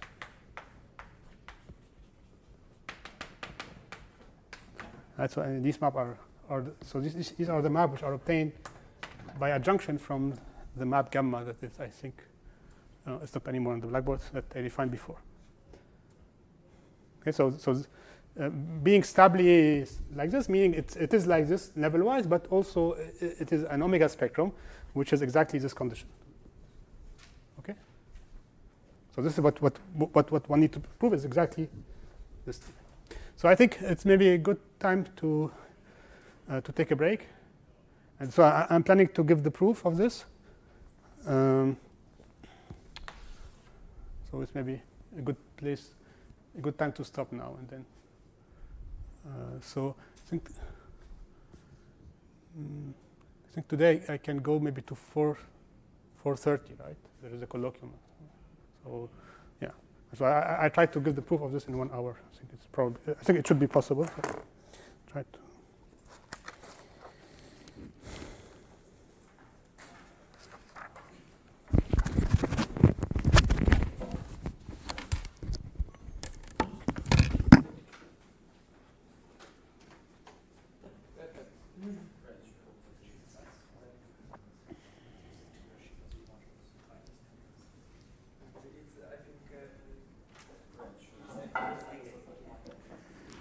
Okay. Right. So as I said, we are facing this problem. We need to show that this map is a quasi-isomorphism, and so the first, the main step is to show that gamma prime has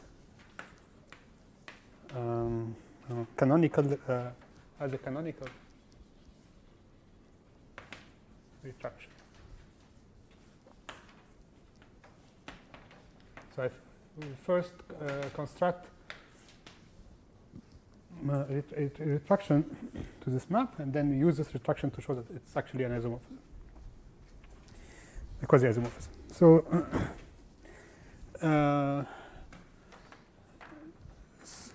and so to prove this, we actually prefer to work with a slight variant of this map, and this is how these choices I made at the beginning will be helpful. So let me denote by T tilde this P1 in 0 infinity tensor Z. So instead of pointing P1 by 0 or by infinity, I now point P1 by 2 points.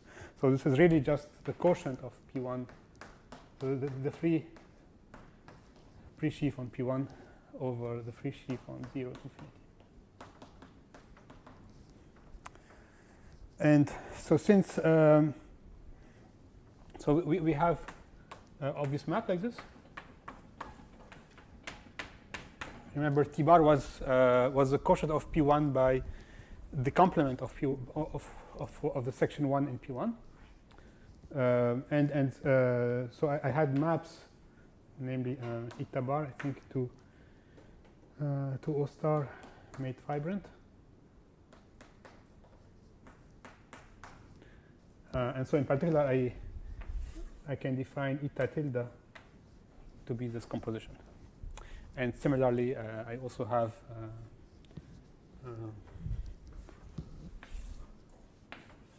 similarly there is this map T alpha tilde from T tilde to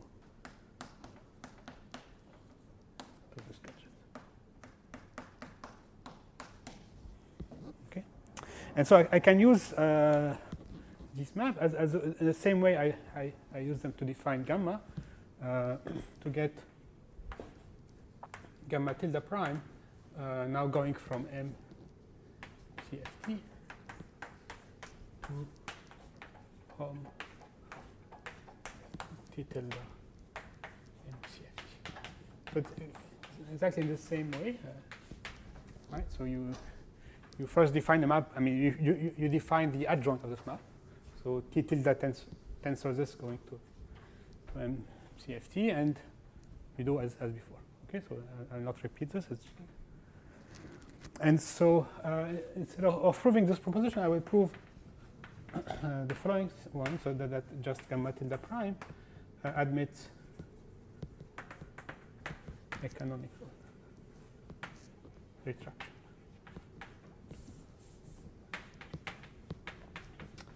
And it's not difficult to see it. In fact, these two statements are essentially the same. If you have a retraction of one of the two maps, you have a retraction of the second one. You use the fact that this is an A1 equivalence to prove this. Okay, so I'll try to give a full proof of this proposition. I mean, this construction. It's not really difficult. It's just a bit tricky. So need some but I try to give as much detail as I can. So and to construct this retraction, I need to introduce some notation first. So there will be some notation, and actually this notation will appear later also. So maybe they are good to remember.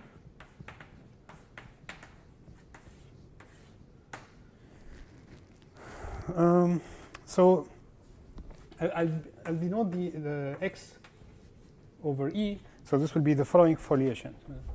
Be the k foliation such that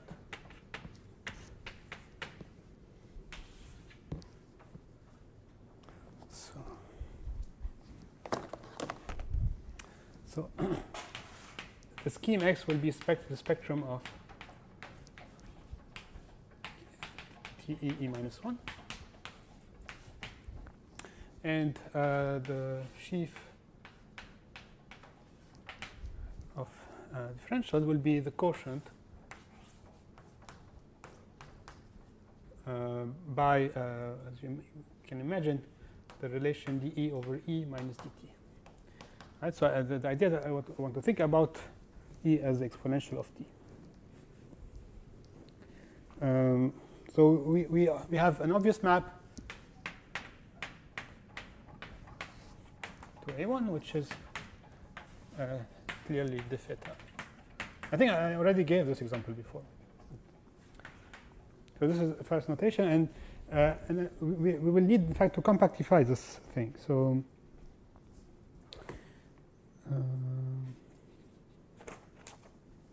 okay, so we introduce two variants of this. So I denote by x plus.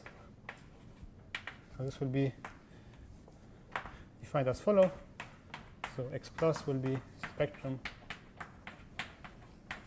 KTE without E inverse, and so I can define this as a quotient by the same relation, except I cannot write over t, but I can certainly write dE minus E dt. This is the one, and then there is x minus, which is defined similarly. So as a scheme, this is the spectrum of t E minus 1, but without E, and then omega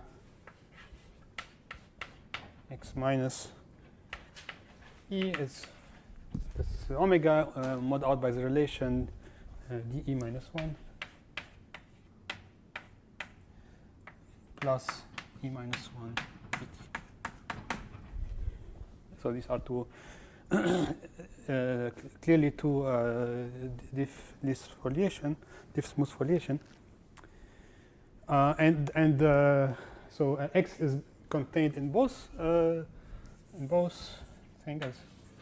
So we may define finally x bar E as a union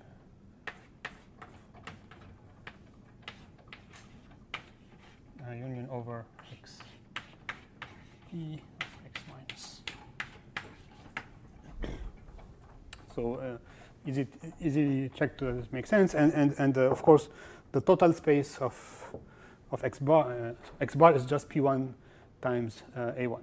Okay, so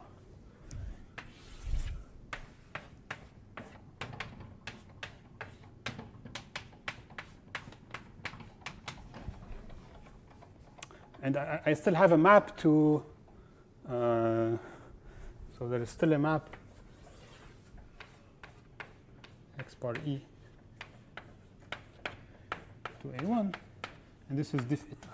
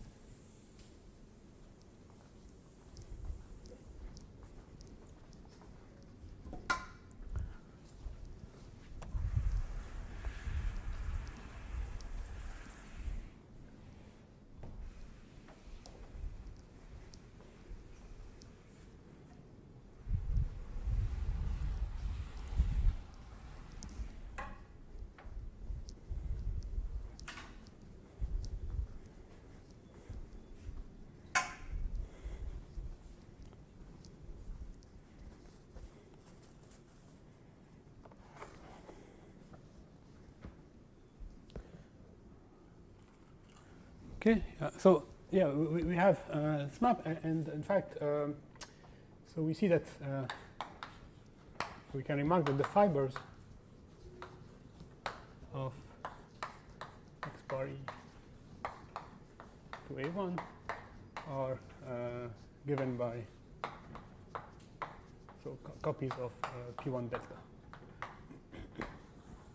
So one should think about this x bar as some kind of a local system on A1 with fiber P1 delta.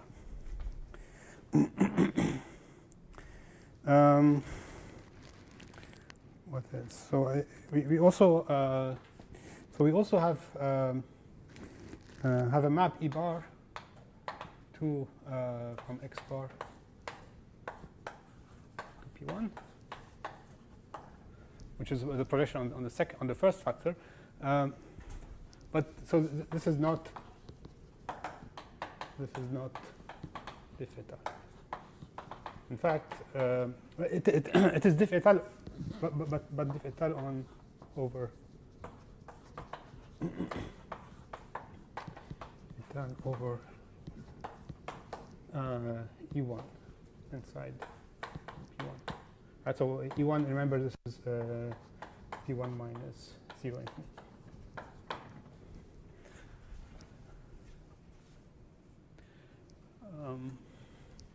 Yeah, it's because over E1 you have x, right? So and then because you can invert E, you see that it's diff eta. And you can see that this is not diff eta by looking at the fibers at 0 and infinity. In fact, the fibers, so the fibers at 0 infinity of E bar are copies of A1 with the coarse foliation.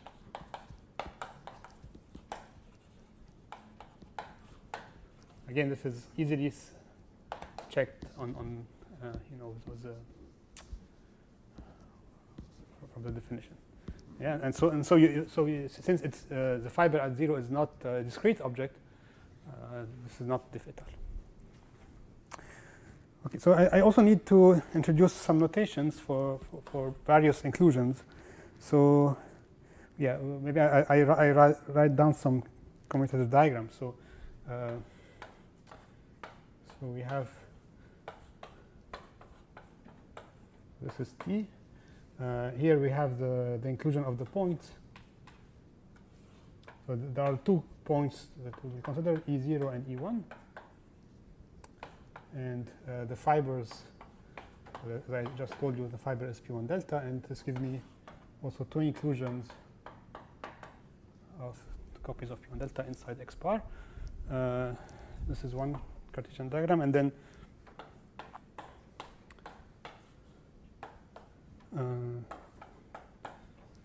here also we have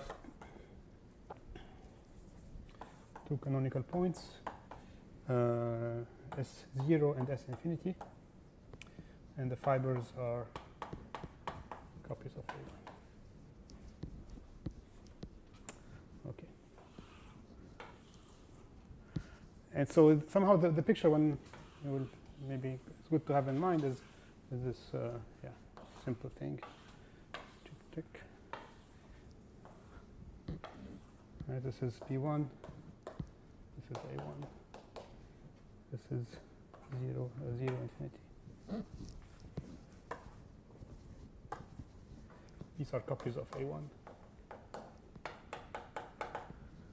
This is 0, this is 1. This is P1 delta. So the interesting thing in this picture maybe is that we will see that one can think about the total space as a contractible space.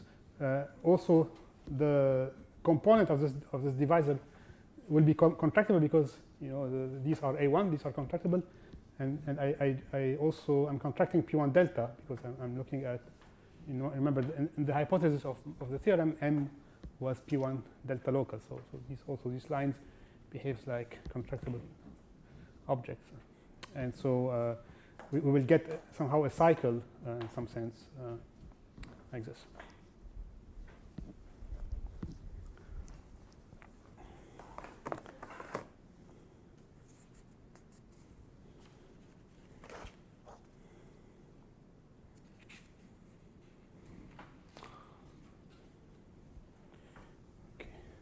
This is E bar.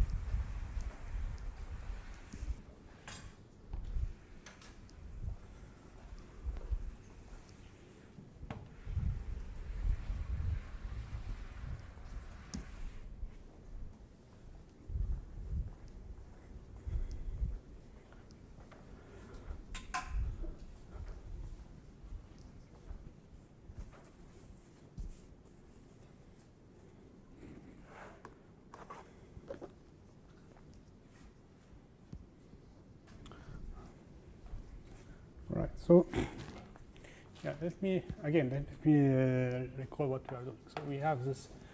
Maybe so I denote by M like this. This is the fiber replacement. Okay. So we have our this complex mapping to. So this internal home T tilde.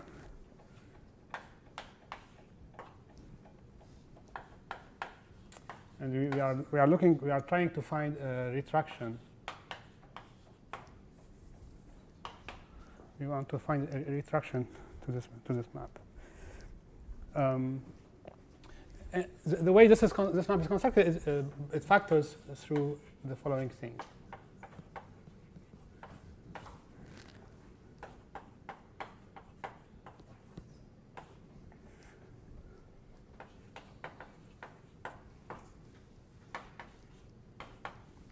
Remember, it's obtained from. I mean, this map is obtained by adjunction from a map from T tilde -2 to this, so it's natural. It's factored naturally like this. On the other hand, we do have a retraction on this object here. So here is M, and this is given by U upper star, where U is the unit. So maybe it takes a constant. So this will, right? We have an obvious map like this, so we have a unit, so we can go to M. Right? So there is such a there is a retraction on this complex, but we want one here. And in fact, what I will do, I will construct. So we will construct V.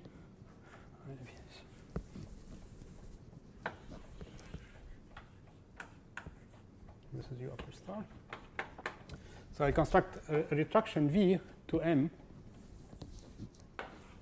and making this part of the diagram commutative, and this will give me the retraction that I want. Okay, so if I can construct a map V like this, making this triangle commutative, then the whole thing will be commutative, and then it will be a retraction of the map gamma prime.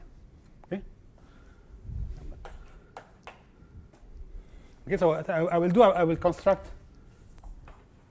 So the plan is to construct a map V and show that,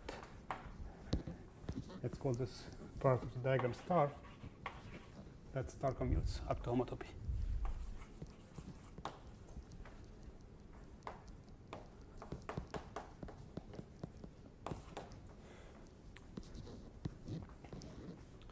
And so I'll do this in, so there will be three steps. So step one will be, I will introduce some complexes.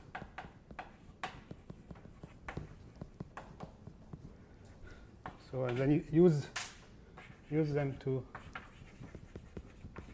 get V, and then 3 check commutativity.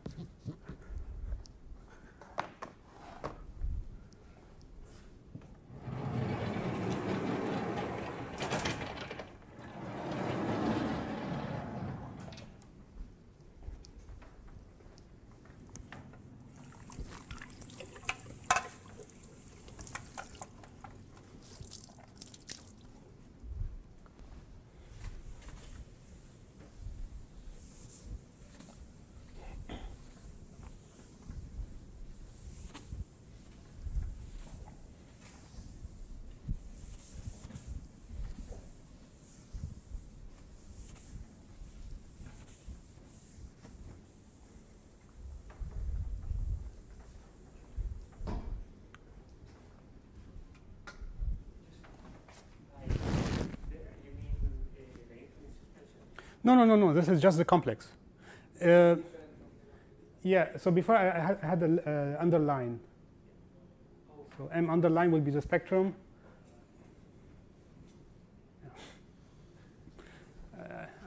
Just not to have to write this CFT every time. Okay. So, and I mean, in this proves that I don't speak about spectra anymore. It's just I have a map. I want to show that. So there will be no confusion, I think. So here M is the complex.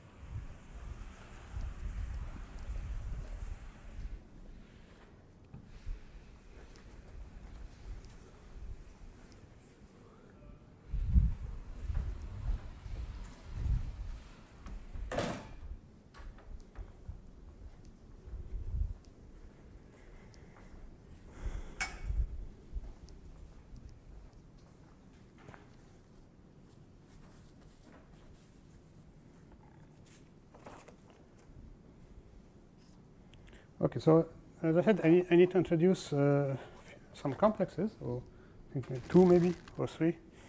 So the most important one is this complex called K curly. So it's a following complex. So So in degree 0, we put x bar e. So of course I write x bar e, but I think about the free presheaf of q vector spaces generated on this. And then in degree 1 we put p1 delta plus a1 plus a1,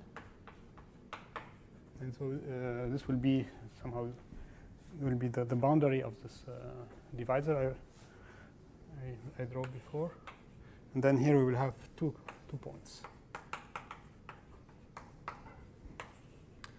And okay, let me tell you what are the maps. So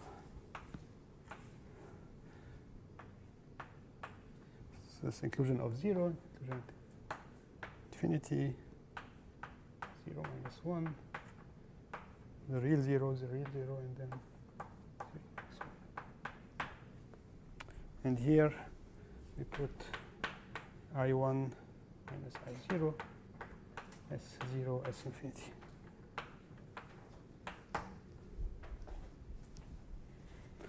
Just, I mean, the natural thing would have been to put here also 2 copies of P1, and then you would have just the usual thing. But for some reason, one replaces 2 copy by 1 copy of P1, and then take the difference.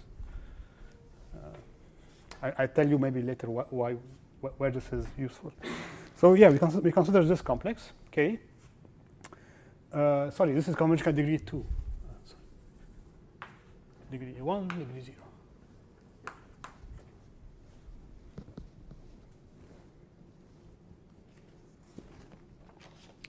Okay, so there is a simpler variant of this, which is the complex Q. So would be 0 first, then 2 copies of the point, and then P1. And given by matrix is 0 is infinity.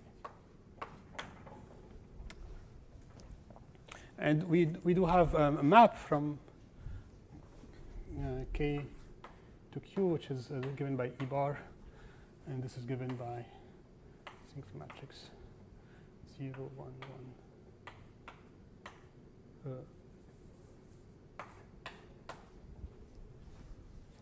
Is this correct?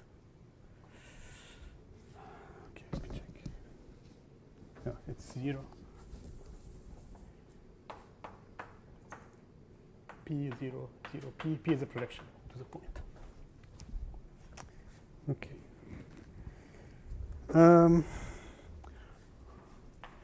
Okay, so we have these 2 complexes, and now let us remark the following. So there is a map from the complex Q to this T tilde shifted by -2.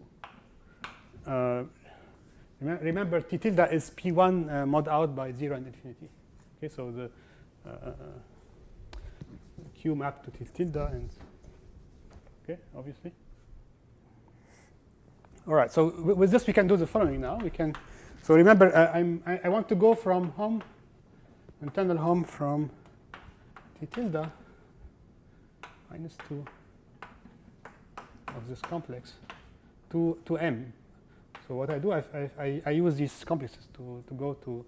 So first go to home Q, and then home K. All right. So this is the first step of the proof. This is quite simple. Now the second step, I'll use this to construct the retraction.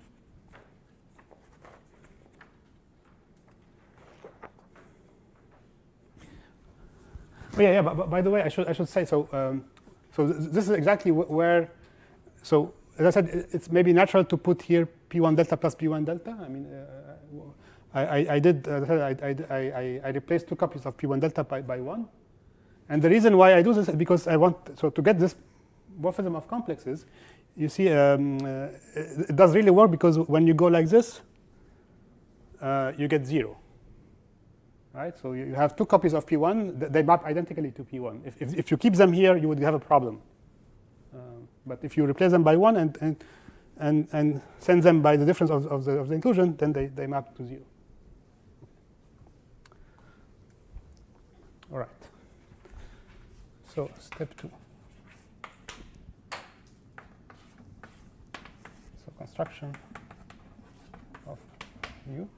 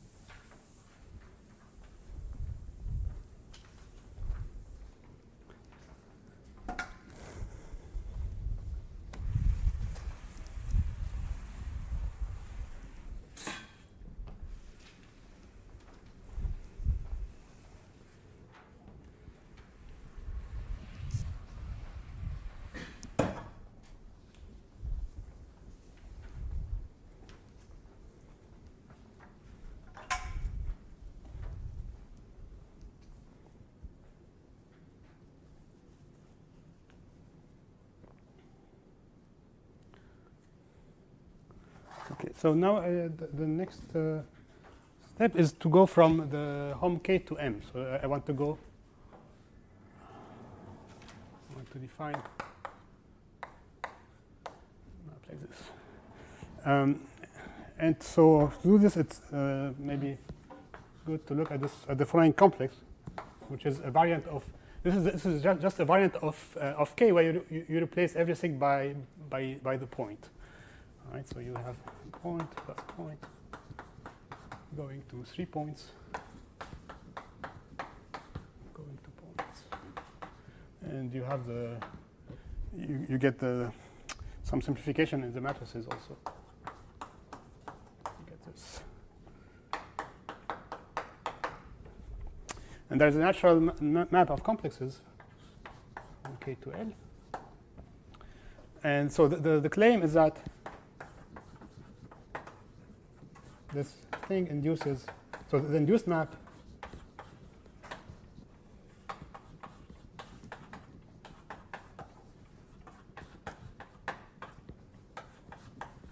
is a quasi-isomorphism.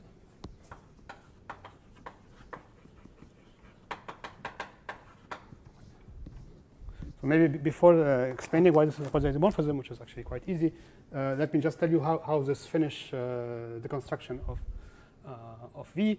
So the point is that you have, if you look at this complex, you have a direct summand which is in degree 0. Right, so I mean, okay, let's see. So I think you have a map from the point to L, which is given by in degree 0. I think we take -1, 1. Okay. Right.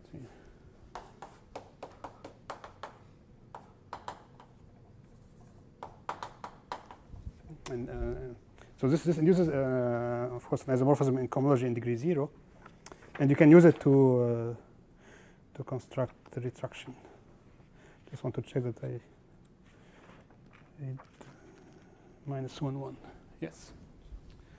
Okay. So let me explain why this is a quasi-isomorphism. So it's kind. I mean, it's clear what you need to do. Since I have replaced everything in this complex by a point, I just need to check that this 3 things. So we need to know that mapping from M to home M, if I put A1, if I put P1 delta, and if I put XP, is a quasi-isomorphism. Okay, this is clearly what I need to check. So the first 2 things are are fine by hypothesis, because it says I assume my M to be A1 invariant and P1 invariant, P1 delta invariant. Okay? So it remains to check, I mean, it remains to explain why it's also okay to put an XE here. Okay, so, and to do this, so I mean, the idea is that XE is, as I said, is one should think about it as a fibration over A1, where the fibers are P1 delta. So, and saying this, it's now clear what you need to do. But let me nevertheless write the argument down. So, yeah, let's maybe call P the map from XE. It has a name, so it's XE T going to A1. So we look at this map, and so I claim that that the natural map from M to T lower star of M is a quasi-isomorphism. So here I'm now working on smooth foliation over A1.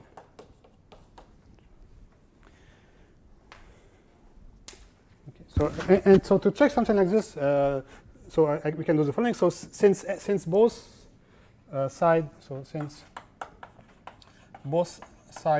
of the map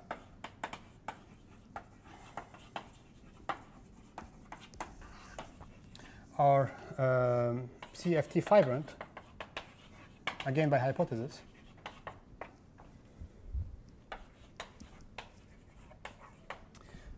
we can check this locally. Enough to check this locally.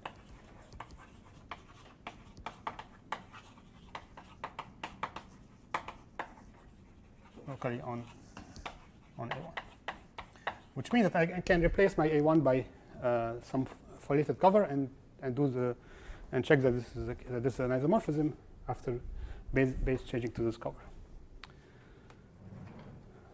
Okay, so maybe let me finish this argument here.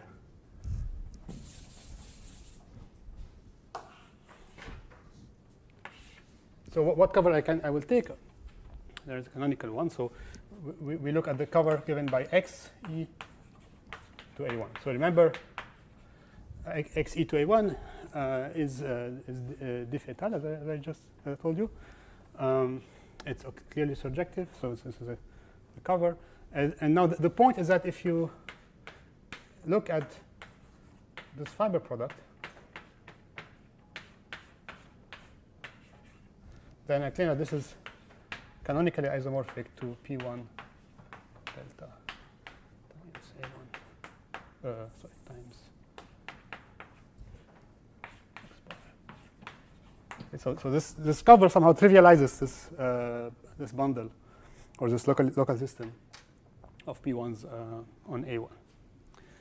And once we have this, then we can now use the fact that M is P1 delta local to conclude.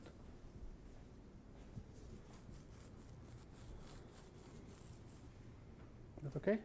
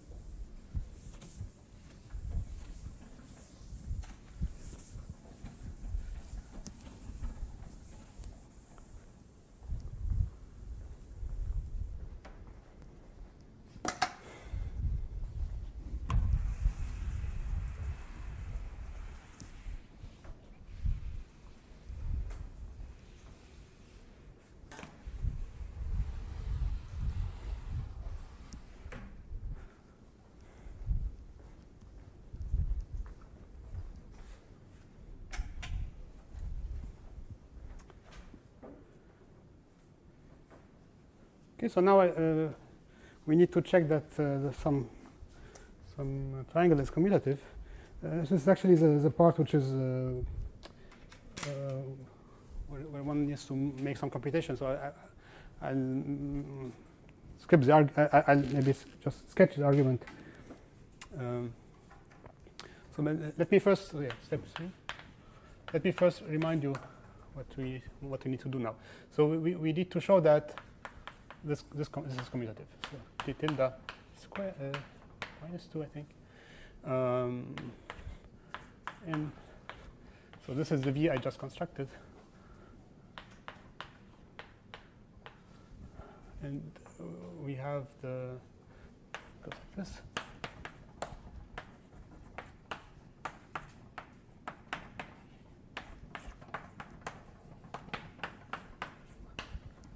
This is the unit. All right, so we need to show that this is commutative. Now, the way this V was constructed was via this complex. So, okay, so we first map to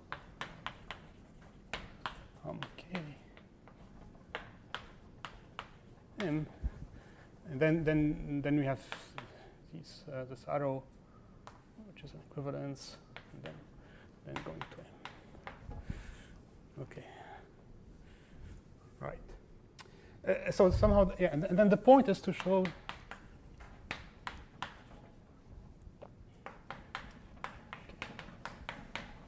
all right. So the main point is to understand this map. So what we will do, we will understand this map and then compute this and see that we get the unit. Okay. So we need to understand this map, and understanding this map is understanding the map of complexes from K to this gadget.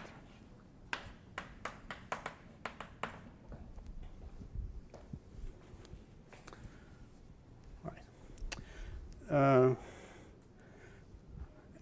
Okay, so we need to understand it, and to do this, so what we do is we want somehow to get rid of this 5-minute replacement thing here. We don't like 5-minute replacement. We want to work with actual complexes.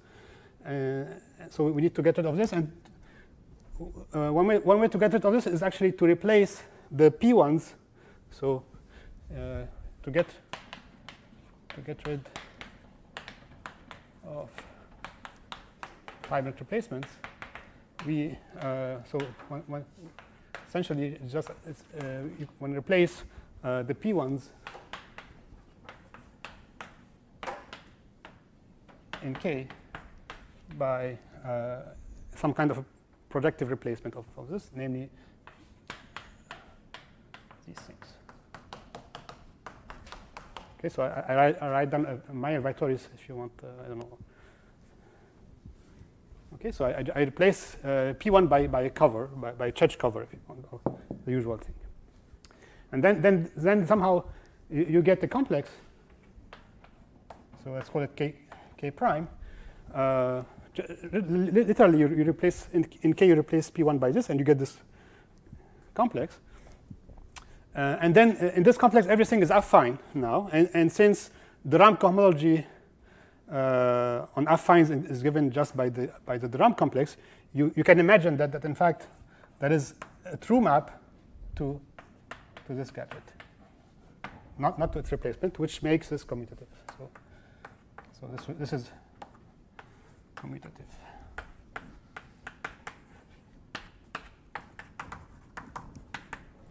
Okay, and then one tries to understand this map up to homotopy. So this is the first step in doing this, and then the next step, and this is somehow where something important happens, is that there is a homotopy here, which is so let's see. Let's give a name to this map. Again, call it star. So a star will be induced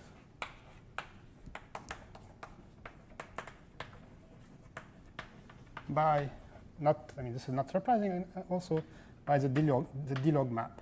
So let's see. Maybe I should maybe try to write down K tilde a little bit.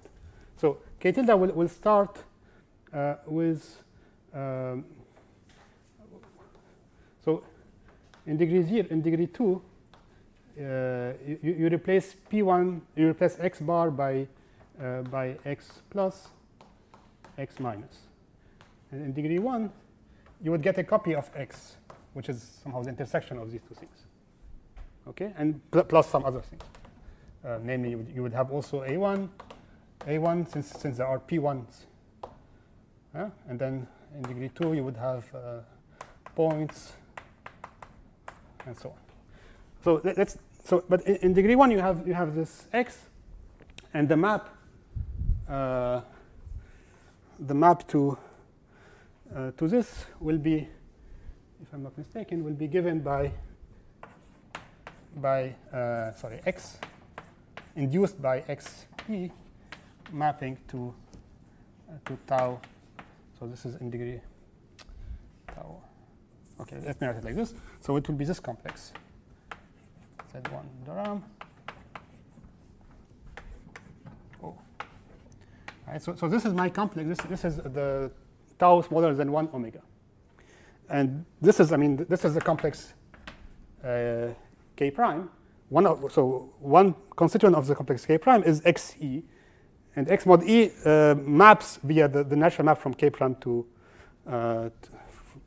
map star, map to Z1 Durham. And how it does map? It maps by sending so this is dE over E. A map like this is what is the map from a foliation to Z1 Durham is just a differential form of degree 1. Okay, and this is given by dE over E by construction, essentially. Because I use the D-log map, this is really quite clear. But now the point is that on this foliation, this is equal to dt. So you have a homotopy. So if you take this map, T like this, you get a homotopy between these two things. Okay? And so you can use this homotopy to simplify or to rewrite your map star. Okay, so next step, use this homotopy to simplify star. And of course, you can also imagine, so if you use this homotopy, the main part of the map star will vanish. Okay, because the main part of the star is given exactly by this dE over E. Everything is kind of easy, or actually everything is probably 0. So if you are able to remove this part by a homotopy, you imagine that your star actually will get much simpler. And in fact, you can write it down, and then you find out that actually it's given by a map in degree 0, which is something like going. So that is, you see, in degree 0 here, in degree 0, you have points. So the new map will be given by sending this point to 1 in O. And that's it, actually. That's finished the proof. Okay, so it's a computation which is, I think it's maybe pointless to put it to make it on the blackboard, but I think it's written in details in my paper. You can look at, if you are interested, you can look at it there. Okay, so this is the end of the proposition. I still need to explain how you prove the theorem from the proposition. So now we have this retraction. How can we deduce that the map is actually a quasi-isomorphism? So here we use a trick which is due to Voevodsky, which is quite nice. So I tried to explain this.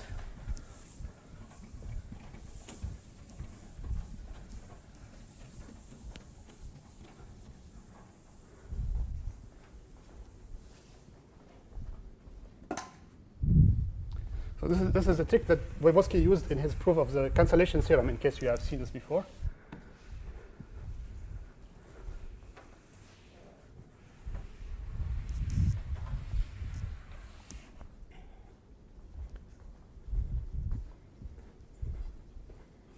All right. So proposition implies theorem. Okay, so let me just recap what we have. So we have retraction rho from home t minus 2n to n, which is quite canonical. I mean, all right, so we have this. It's certainly functorial in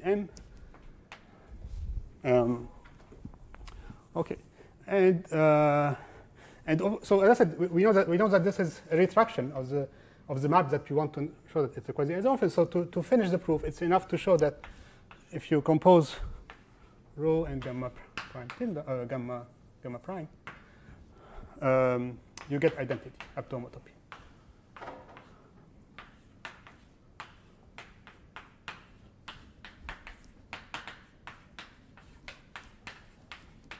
So this is what we want to show. Okay, so so to do this, there is the following trick, or no, maybe not yet, but so this somehow requires some, some sitting down maybe and thinking about it, but it's not really difficult. So one can show, or it's easily shown.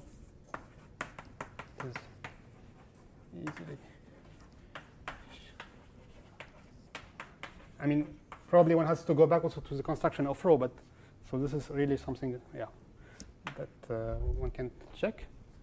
So it's easily shown that this composition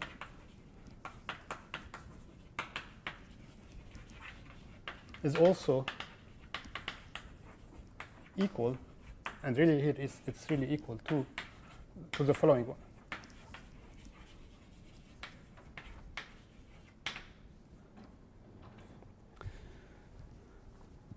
So let's see. You can start from the start, and now instead of going to instead of applying rho, you can apply in fact gamma prime. But you apply gamma prime inside this, so you have to check if it's inside or outside.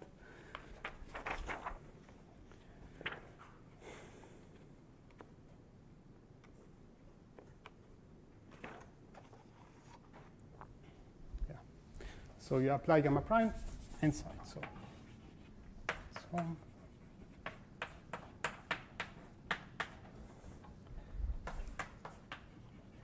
And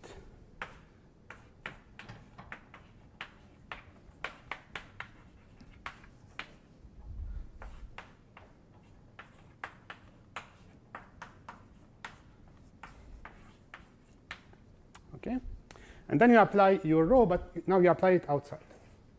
So this will be rho of, not of M, but of this new complex, which also on which you can apply the previous proposition, right? Because and yeah.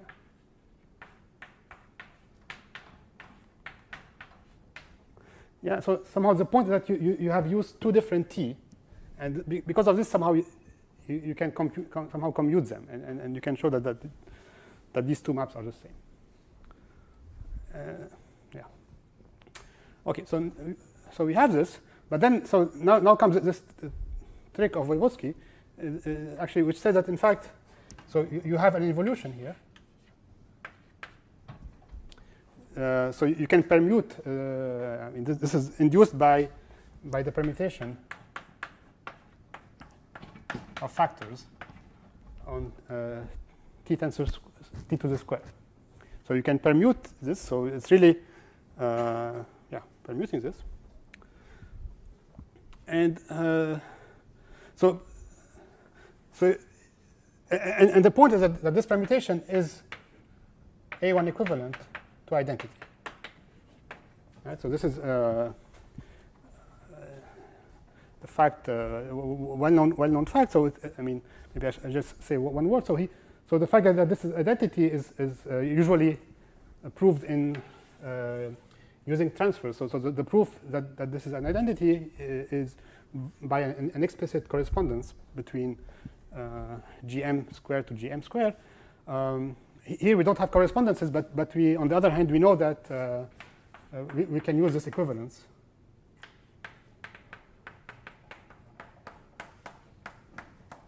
Yeah, and the fact that this is true in Dm. And since M is A1 invariant, we get that this permutation here is identity. And so what we can do, we can go like this, permute the factors, and then apply this. But when we do this, then it's the same as going here and then applying, instead of this, just again home rho n.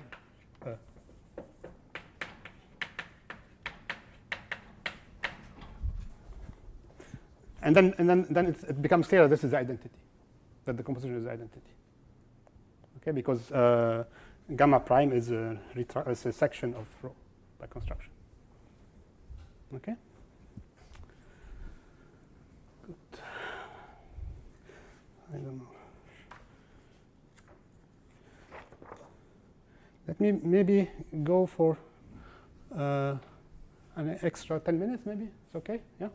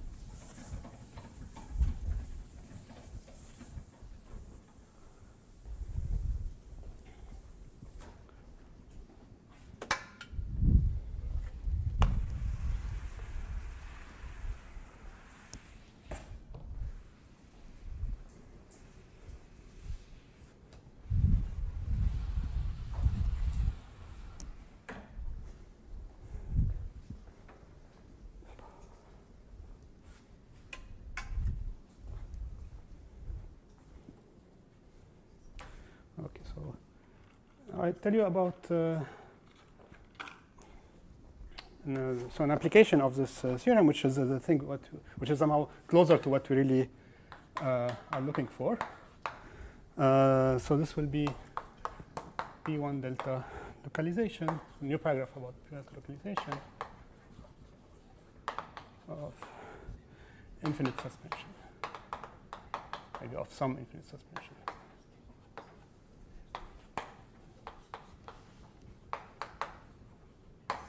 So if you remember, I told you that we want a spectrum which is closer to the, so we want a model of omega which is closer to an infinite suspension spectrum. So, okay, so yeah, so so we have this category of complexes of P-sheaves. Oops. And we have a so-called P1 delta A1 maybe CFT local model structure. So I kind of told you what are the fibrant objects for this model structure. These were the P1 A1 CFT fibrant objects. This is obtained by boost field localization, as you imagine. So you have the usual thing for A1, and then for P1 delta, you the same. You P1 delta times the foliation going to a foliation. You want this to be an isomorphism or an equivalence. So, and so this is to say that there is there exists a P1 delta A1 CFT fibrant replacement functor. So one can replace everything by, I mean, if you have a complex of P-sheaves, you can make it P1 A1 CFT fibrant in essentially one way up to quasi-isomorphism. And let's call this functor by log, denote this by log P1 delta. It's not a good notation because maybe one should put A1 and the topology, but just for simplicity of notation, I just wrote it like this. Right? So this takes a complex to something which is fibrant for this model structure. Okay, so here's the theorem that is closer to what you want. So take M be a complex of O delta modules, so as before. Okay, then the statement is that if you apply this fibrant replacement functor to the suspension spectrum M level-wise, right? So this is level-wise. Maybe I should say level-wise. Then this is stably A1 P1 delta P A1 CFT fibrant, which is just again saying that this is an omega spectrum. Okay, so this is which is kind of closer to what you. And in fact, we can show, but maybe I will not prove this, but we can also show that this is actually isomorphic to M underline as before. Okay, so we can get M underline by this construction. Right, so I'll try to sketch the proof of this in a few minutes.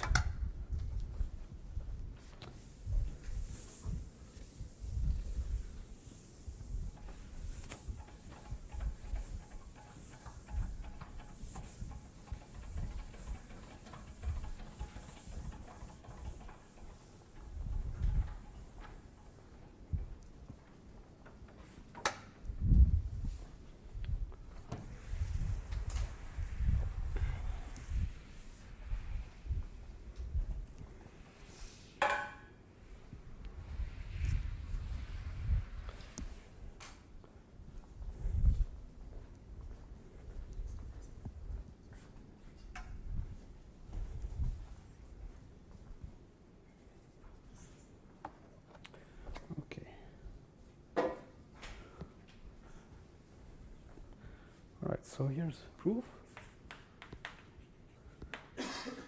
So the proof is in the context. So it's best written in the context of commutative spectra. So we work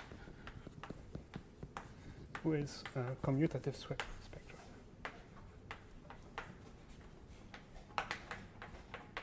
So what is a commutative spectrum? This is a spectrum such that the map like this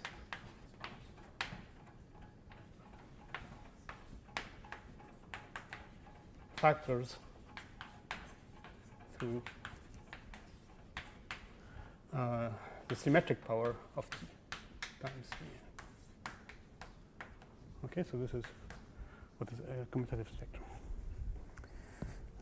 and this is okay because so here I'm also implicitly using the fact that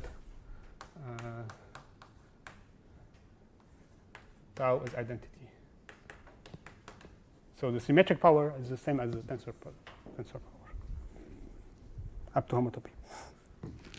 All right. So yeah, but by the previous okay, so let's call E this log P1 delta sigma T infinity of M. Okay. Now so each level, so at each level, En is an O delta module, and in fact, it's an FT replacement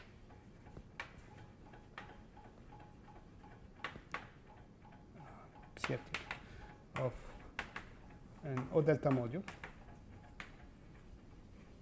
which is also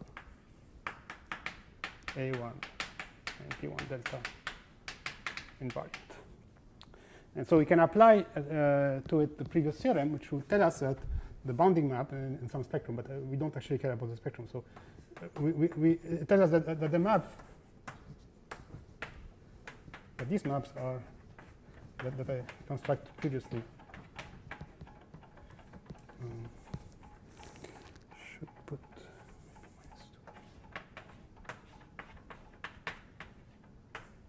these are quasi-isomorphism. Okay, so this is what we have from the previous theorem. Okay. Now the point is that this map here factors like this.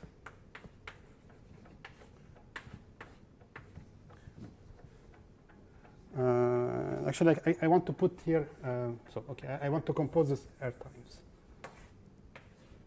So symmetric power R composed R times. This is still a quasi-isomorphism. Okay, and this factors through T. So SRT times En. Again, by construction, since this is obtained by adjunction of a map from SRTN to En. Okay, we have this factorization. Now, on the other hand, remember E is essentially a suspension spectrum. And in fact, I can put here, I can make this vibrant. It doesn't really matter, or even P1 delta vibrant, since it's going to something which is vibrant. And so if I do this, you see this. So this means that this SRT times En is actually the same. So if I make it vibrant, or maybe if I apply look to it, then this is just the same as R plus N. Okay, so this is just the spectrum, but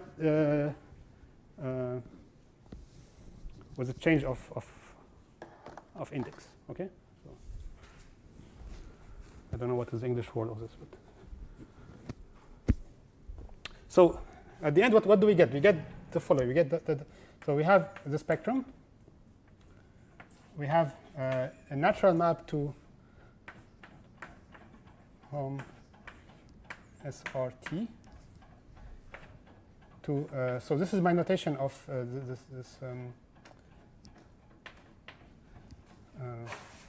this change of index in the spectrum. Okay, so it's S minus would be just you put your spectrum in 1 degree below. Okay, and it goes again to, so this is internal home.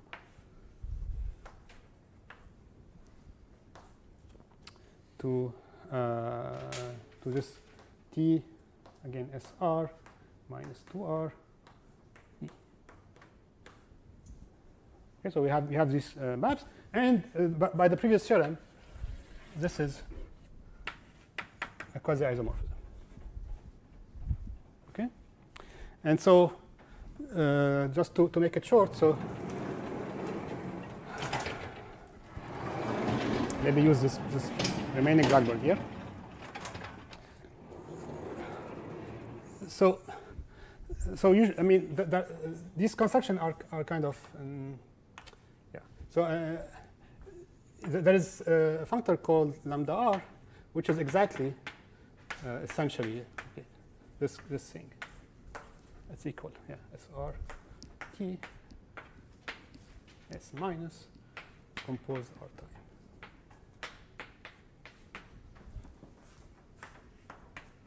And there are natural maps between the different things.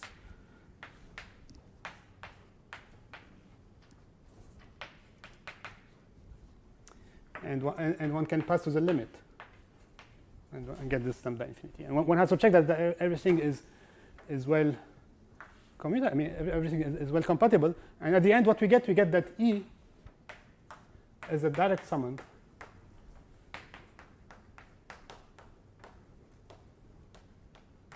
of lambda tilde infinity of E. Okay, up to quasi isomorphism. But then this is exactly so this guy here is exactly as a model of the stabilization.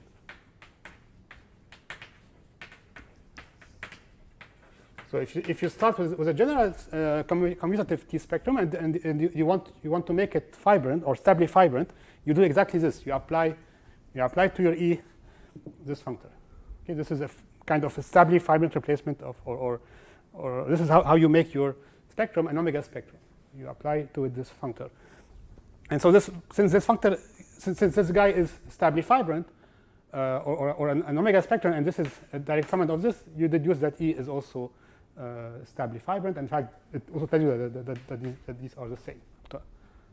Okay. All right. So I think this is everything I wanted to say for today. So I can stop here.